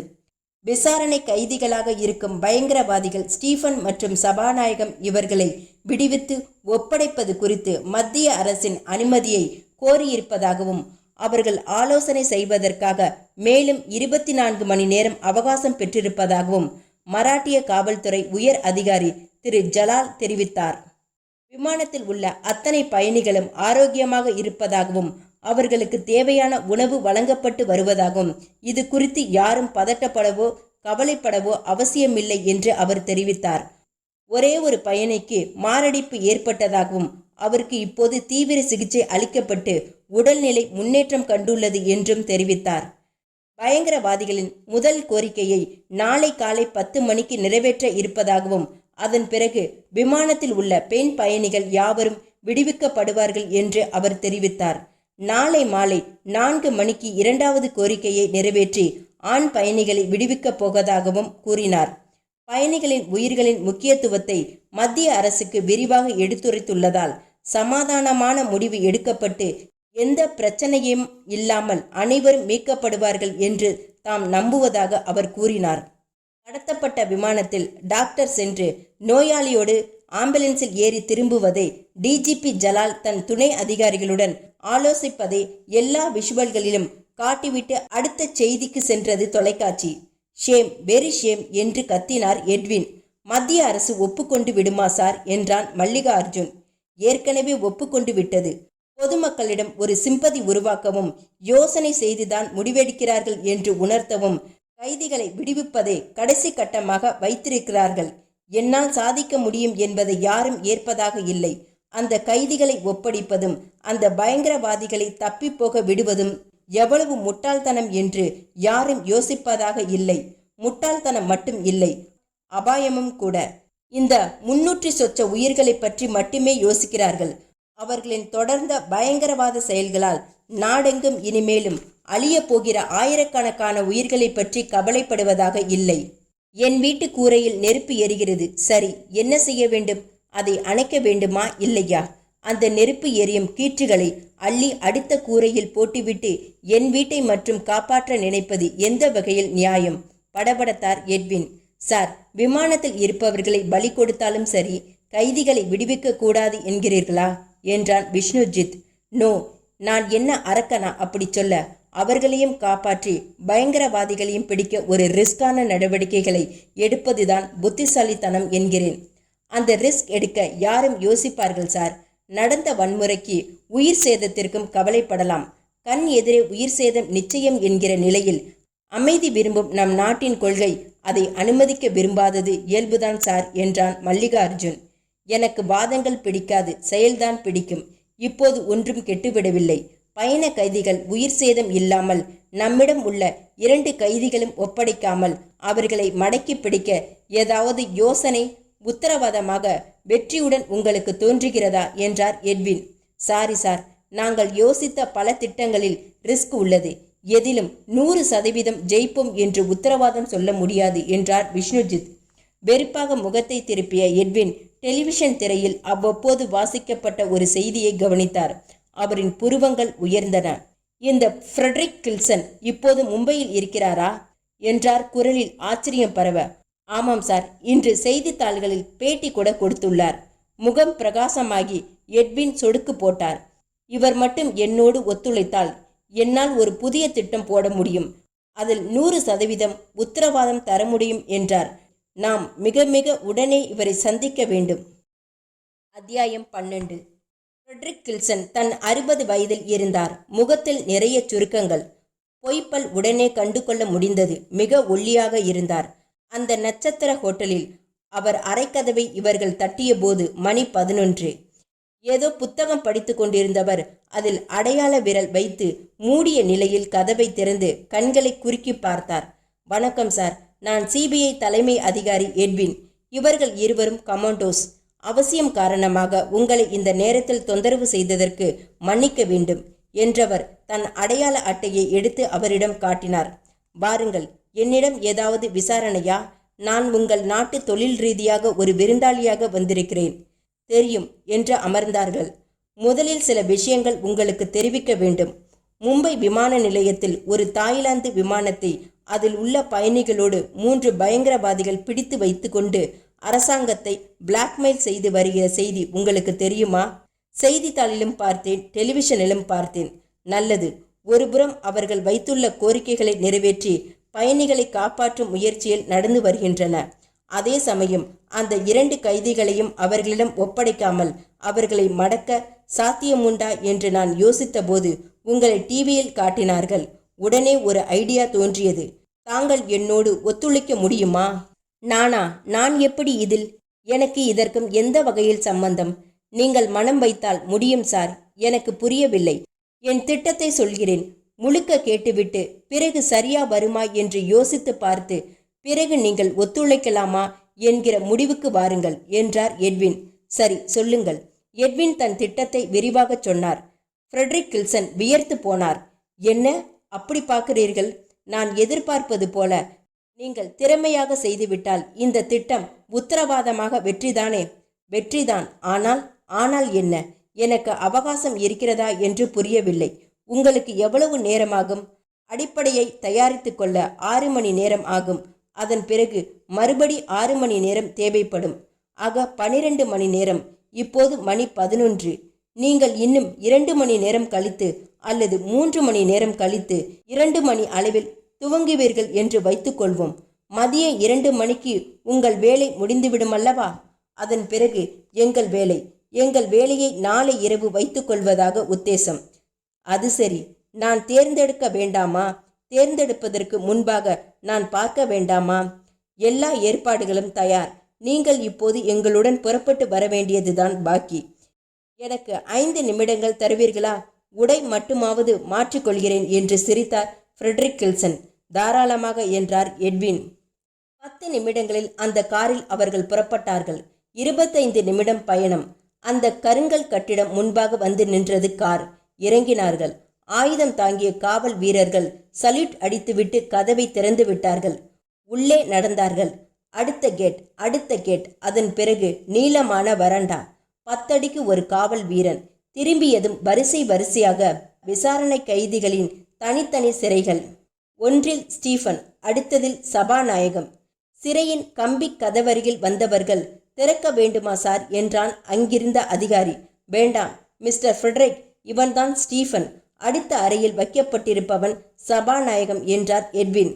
ஸ்டீஃபன் உள்ளிருந்து அலட்சியமாக பார்த்தான். விஷ்ணுஜித் தான் வைத்திருந்த சிறிய வீடியோ கேமராவில் ஸ்டீஃபனை படம் பிடித்தான். எதற்காக என்னை படம் பிடிக்கிறீர்கள் என்றான் ஸ்டீஃபன். தலையெழுத்து என்று நாடு முழுவதும் பேசப்படும் நபர்களில் நீயும் ஒருவன் என்பதால் இவர் வெளிநாட்டு நிருபர். தன் பத்திரிகையில் உங்களை பற்றி எழுதப் போகிறார் என்றார் எட்வின். அடுத்தது சபாநாயகம் இருந்த அறைவாசலுக்கு வந்தார்கள். அவனையும் வீடியோவில் பதிவு செய்தான் விஷ்ணுஜித். போகலாமா என்றார் கில்சன். அந்த வழியாக திரும்பி நடந்தார்கள். வெளியேறினார்கள். காரில் ஏறி புறப்பட்டார்கள். அடுத்து மற்றொரு காவல்துறை கட்டிடத்திற்கு வந்து சேர்ந்தபோது அங்கே ஒரு ஹாலில் ஏற்கனவே கொடுக்கப்பட்ட தகவலின் பேரில் அதிரடி படையில் உள்ள அத்தனை கமாண்டோக்களும் வரிசை வரிசையாக நின்றார்கள். இவர்களின் எதிரில் எட்வினும் கில்சனும் நாற்காலியில் அமர்ந்தார்கள். கில்சன் கையில் ஒரு ஃபைல் தரப்பட்டது. புரட்டினார். அதில் அங்கே நின்ற ஒவ்வொரு கமாண்டோ பற்றி முழு விவரங்கள் புகைப்படத்துடன் சுருக்கமாக இருந்தன. ஒவ்வொரு காகிதமாக புரட்டி சிலவற்றை பென்சில் மார்க் செய்தார் கில்சன். ஃபைல் முடிந்ததும் பென்சில் மார்க் செய்யப்பட்ட 17 கமாண்டோக்களை மட்டும் வைத்துக்கொண்டு மற்றவர்களை போகச் சொல்லிவிட்டார்.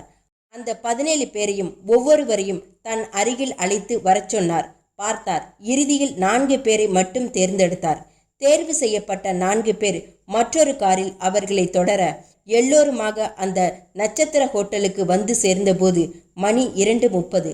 மன்னிக்க வேண்டும் மிஸ்டர் கில்சன், நீங்கள் அதிகபட்சமாக 30 நிமிடங்கள் தான் ஓய்வெடுத்து கொள்ள முடியும். சரியாக 3 மணிக்கு வேலையை துவங்கி விடுங்கள்.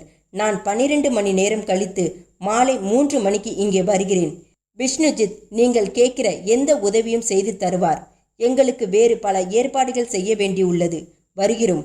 All the best. கை குலுக்கிவிட்டு எட்வின் மல்லிகா அர்ஜுனுடன் புறப்பட்டார்.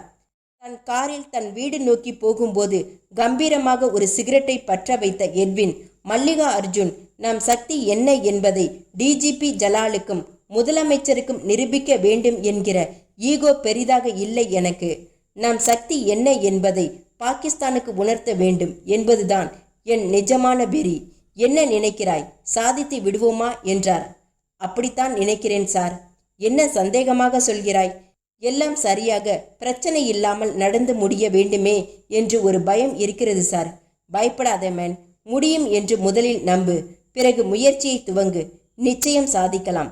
அவநம்பிக்கையோடு இறங்கினால் சின்ன அல்ப விஷயம் கூட முடியாதாகிவிடும் என்றார் எட்வின். அத்தியாயம் 13. மறுநாள் காலை 10 மணி. மும்பை விமான நிலையம். டிஜிபி ஜலால் கண்ட்ரோல் அறையில் இருந்து சுஜித்தை தொடர்பு கொண்டார். சுஜித், நீங்கள் கேட்ட 10 லட்சம் அமெரிக்கன் டாலர் ஒரு சூட்கேஸில் வைக்கப்பட்டு தயாராக இருக்கிறது. நல்லது. விமானத்திற்கு ஸ்டெப்ஸ் பொருத்துங்கள். உணவுகள் வைக்கப்படுவது போலவே அந்த பெட்டியை முதல் படியருகில் வைத்துவிட்டு விலகிவிடச் சொல்லுங்கள். நாங்கள் எடுத்து வந்து சரிபார்த்து கொள்கிறோம். பயணிகளில் பெண்களை மட்டும் விடுவிப்பதாக பேசினோம். அது பணத்தை நாங்கள் சரிபார்த்த பிறகு டாக்டர் மூலம் மைக்ரோஃபோன் வைத்து எங்கள் அந்தரங்க உரையாடல்களை ஒட்டு கேட்க ஒரு முயற்சி நடந்தது. அதே போல இந்த பணப்பெட்டியிலும் ஏதாவது போலீஸ் ஷில்மிசத்தை காட்டியிருக்கிறார்களா? நிச்சயமாக இல்லை. நேற்று நடந்த தவறை மறந்துவிடலாம். அதெப்படி மறப்பது? நாங்கள் கவனிக்காமல் விட்டிருந்தால் ஏதாவது சதி செய்து எங்களை மடக்கி முயற்சித்திருப்பீர்கள் இல்லையா? இனி அந்த மாதிரி நடக்காது. நிச்சயமாக நம்பலாமா? நம்பலாம். டெல்லியில் இருந்து தகவல் வந்துவிட்டதா? மதியத்திற்குள் தகவல் எதிர்பார்க்கிறோம். சரி, பெட்டியை வைக்க சொல்லுங்கள். சக்கரங்கள் பொருத்தின ஒரு பெரிய சூட்கேஸை ஐச்சி தீனன் உருட்டி சென்று விமானத்தில் பொருத்தப்பட்ட படிகளின் அருகில் நிறுத்திவிட்டு திரும்பி வந்தார். விமானத்தின் கதவு திறந்தது. இலியாஸ் இறங்கி வந்தான். சூட்கேஸை எடுத்து சென்றான். அதற்குள் 100 கேமராக்கள் விடாமல் அவனை கிளிக் செய்தன. கதவு மூடிக்கொண்டது. இலியாசும் மல்லையாவும் அந்த பெட்டியை திறந்து சோதனைகள் செய்தார்கள். டாலரை சரிபார்த்தார்கள். நோட்டுக்கட்டுகள் நடுவில் உதறி பார்த்தார்கள். அவர்கள் சொன்னபடி நேர்மையாகத்தான் நடந்து கொண்டிருக்கிறார்கள். அதனால் நாமும் சொன்னபடி நடந்து கொள்ளலாம் என்று சுஜித் மைக்கேல் டிஜிபி ஜலாலிடம் பேசினான். நன்றி சார். விமானத்தின் பணிப்பெண்களையும் நடிகை ஆஷா சச்சினையும் தவிர விமானத்தில் உள்ள மற்ற பெண் பயணிகள் 68 பேர். அவர்களை இப்போது விடுதலை செய்கிறோம். சில நிமிடங்களில் விமானத்தின் படிகளில் மலர்ந்த முகத்துடன் சிலரும், அழுதபடி சிலரும், பயமாறாத முகத்துடன் சிலருமாக 68 பெண் பயணிகள் இறங்கினார்கள். 3 வேன்களில் அவர்களை ஏற்றி விமான நிலைய கட்டிடத்திற்குள் கொண்டு வந்ததுமே 30-40 நிருபர்கள் மைக்குகளுடன் அவர்களை மொய்த்து கேள்விகள் கேட்க துவங்க, அவர்களை சமாளித்து விலக்கி அழைத்து சென்றதும் ஒரு பெரிய ஹாலில் அமர வைத்து ஆசுவாசப்படுத்திய பிறகு போலீஸ் அதிகாரிகள் விசாரிக்க துவங்கினார்கள். மாலை சொன்ன நேரத்தில் 2வது கோரிக்கையை நிறைவேற்ற அந்த போயிங் விமானத்தில் ஃபுல் டேங்கிற்கு ஃபியூல் நிரப்பப்பட்டது. அவர்களும் சொன்னபடியே 6 விஐபிகள் தவிர மற்ற பயணிகள் அனைவரையும் விடுதலை செய்துவிட அவர்களையும் அதே ஹாலில் பாதுகாப்பாக வைத்து விசாரித்தார்கள். 3வது கோரிக்கை குறித்து என்ன முடிவு செய்தது உங்கள் மத்திய அரசு என்றான் சுஜித் மைக்கேல். முக்கியமான விஐபிகள் மற்றும் விமான ஊழியர்கள் உங்கள் வசம் இருப்பதால் உங்கள் நிபந்தனைகளை நிறைவேற்றுவதை தவிர வேறு வழியில்லை என்பதை உணர்ந்து ஸ்டீஃபன் சபாநாயகத்தை உங்களிடம் ஒப்படைக்கச் சொல்லி அனுமதி வழங்கிவிட்டார்கள் என்றார் டிஜிபி ஜலால். நல்லது, எனில் கொண்டு வாருங்கள் உடனே. அதில் ஒரு சிறிய வேண்டுகோள் இருக்கிறது. நான் சொல்வதை கொஞ்சம் பொறுமையாக கேட்க வேண்டும். இந்த விமானம் கைப்பற்றப்பட்ட நிமிடத்திலிருந்து பத்திரிகை தொலைக்காட்சி நிருபர்கள் இங்கே முகாமிட்டு விட்டார்கள். 2 பயங்கரவாதிகளை விடுதலை செய்து ஒப்படைப்பதென்பது என்ன இருந்தாலும் எங்கள் நாட்டின் மரியாதையை குறைக்கும் செயல். அதை பகலில் வெளிச்சத்தில் செய்தால் மிகவும் விளம்பரமாகும். அதனால் இரவில் 9 மணிக்கு அவர்களை இங்கே கொண்டு வந்து ஒப்படைக்க நினைக்கிறோம். நிறைய நிருபர்களை காலி செய்து கொண்டிருக்கிறோம். இரவு 9 மணிக்கு தானே? சரி, அதற்கு மேல் தாமதிக்க வேண்டாம் என்றான் சுஜித். அத்தியாயம் 14. தேங்க்ஸ் என்றார் டிஜிபி எட்வின். நம் நாட்டின் மானத்தை காப்பாற்ற ஓரளவுக்காவது என் கோரிக்கையை ஏற்று கைதிகளை ஒப்படைப்பதை பகலில் இருந்து இரவுக்கு மாற்றி அமைத்தீர்களே, அதற்காக என் நன்றி. ஏதோ நீங்கள் கேட்டீர்கள், அவனும் ஒப்புக்கொண்டான். ஆனால் கைதிகளை ஒப்படைப்பது என்பது தீர்மானித்தாயிற்று. இதில் இரவென்ன பகலென்ன? சரி, உங்கள் வார்த்தைக்கு ஓரளவாவது நான் மதிப்பு தர வேண்டுமல்லவா என்று சிரித்தார் டிஜிபி ஜலால். இரவு மணி 9. காவல்துறையின் அந்த வேன் விமான நிலையத்திற்கு வந்து நின்றது. அதிலிருந்து ஐஜி குருதேவ் மற்றும் ஆயுதம் தாங்கிய 2 போலீஸ்காரர்கள் இறங்கியதும் கைதிகள் ஸ்டீஃபனும் சபாநாயகமும் அலட்சியமாக இறங்கினார்கள். அவர்களை நிருபர்கள் மொய்த்து, நீங்கள் என்ன சொல்ல விரும்புகிறீர்கள் என்று கேட்க அவர்களை நோக்கி கையசைத்த அவர்கள் அசிங்கமான சைகைகள் மட்டும் செய்தார்கள். டிஜிபி ஜலால் சுஜித்திடம் பேசினார். ஸ்டீஃபனும் சபாநாயகமும் விமான நிலையத்திற்குள் கொண்டு வரப்பட்டு விட்டனர். கதவை திறந்தால் ஸ்டெப்ஸ் பொருத்தி மேலே அனுப்பி வைக்கிறோம். சரி, ஸ்டெப்ஸ் பொருத்தப்பட்டது. ஸ்டீஃபன் சபாநாயகம் இருவரும் அங்கே விடப்பட்டதும் படிகள் ஏறினார்கள். விமானத்தின் கதவு திறந்தது. உள்ளே நுழையும் முன்பாக அவர்கள் இருவரும் டிவிக்காரர்கள் இருந்த பகுதி நோக்கி உற்சாகமாக கையசைத்தார்கள். உள்ளே சென்றார்கள். வெல்கம் ஃப்ரெண்ட்ஸ் என்றான் சுஜித். அவனோடு இருவரும் கைக்குலுக்கி மார்போடு கட்டி தழுவினார்கள். இலியாசோடும் மல்லையாவோடும் அதே போல கை குலுக்கி கட்டி தழுவி விடுபட்ட அடுத்த வினாடி 2 பேரும் தங்கள் பின்பாகங்களிலிருந்து ஆளுக்கு 2 ரிவால்வர்கள் எடுத்தார்கள். 4 கைகளில் 4 துப்பாக்கிகள். சுஜித், இலியாஸ், மல்லையா மூவரையும் அவை குறிப்பார்த்தன. ஏய், இதென்ன விளையாட்டு? இதுதான் இந்தியாவின் புத்தி விளையாட்டு. மூவரும் திரும்பி படுங்கள், கமான் குயிக் என்றான் ஸ்டீஃபன். மூவரும் புரியாமல் அதிர்ந்து மிரட்டல் முனையில் தரையில் குப்புறப்படுத்ததும் ஒவ்வொருவரின் கைகளையும் பின்புறமாக வைத்து கட்டினார்கள். சில நிமிடங்களில் விமானத்தின் கதவு திறந்தது. 6 விஐபிகளும் உற்சாகமாக இறங்கினார்கள். அடுத்து விமான ஊழியர்கள் இறங்கினார்கள். விமான ஊழியர்கள் இறங்குவதை பார்த்த ஜலால் அதிர்ச்சியில் திகைக்க அவரையும் மற்றும் அத்தனை பேரையும் அதிர்ச்சியடைய வைக்கும் விதமாக சுஜித், இலியாஸ், மல்லையா மூவரும் பின்புறம் கைகள் கட்டப்பட்ட நிலையில் இறங்க அவர்கள் பின்னால் கைகளில் துப்பாக்கிகளோடு ஸ்டீஃபனும் சபாநாயகமும் இறங்க, என்ன வேகிறீர்கள் மிஸ்டர் ஜலால்? வாருங்கள், பத்திரிகை நிருபர்களை சந்திப்போம். அவர்களுக்கு விளக்கம் சொல்லும்போது உங்களுக்கு புரியும் என்றார் டிஜிபி எட்வின். கைது செய்யப்பட்ட 3 பயங்கரவாதிகளும் அதிகபட்ச பாதுகாப்புகளோடு அனுப்பி வைக்கப்பட்ட பிறகு ஸ்டீஃபன் சபாநாயகத்துடன் டிஜிபி எட்வின் ஒரு பெரிய ஹாலில் எல்லா நிருபர்களையும் சந்தித்தார். ஸ்டீஃபன் சபாநாயகத்தின் மனதை எப்படி மாற்றி உங்களுக்கு ஒத்துழைக்கும்படி செய்தீர்கள் சார் என்றார் ஒரு நிருபர். இல்லை, அவர்கள் இருவரும் சபாநாயகமும் ஸ்டீஃபனுமே இல்லை என்றார் டிஜிபி எட்வின். இருவரும் அதிரடி படையின் கமாண்டோக்கள். அவர்கள் அணிந்திருப்பது ஸ்டீஃபன் சபாநாயகத்தின் அப்பட்டமான மாஸ்குகள். 2 கமாண்டோக்களும் தங்கள் முகத்தில் 6 மணி நேரம் செலவு செய்து செய்யப்பட்ட மேக்கப்பை கலைத்து மாஸ்கை பீத்து எடுத்து சுயமுகம் காட்டினார்கள். இதை சாதித்தது ஹாலிவுட்டில் மேக்கப் கலைக்காக இந்த வருடம் ஆஸ்கார் அவார்டு வாங்கியுள்ள ஃப்ரெட்ரிக் கில்சன்.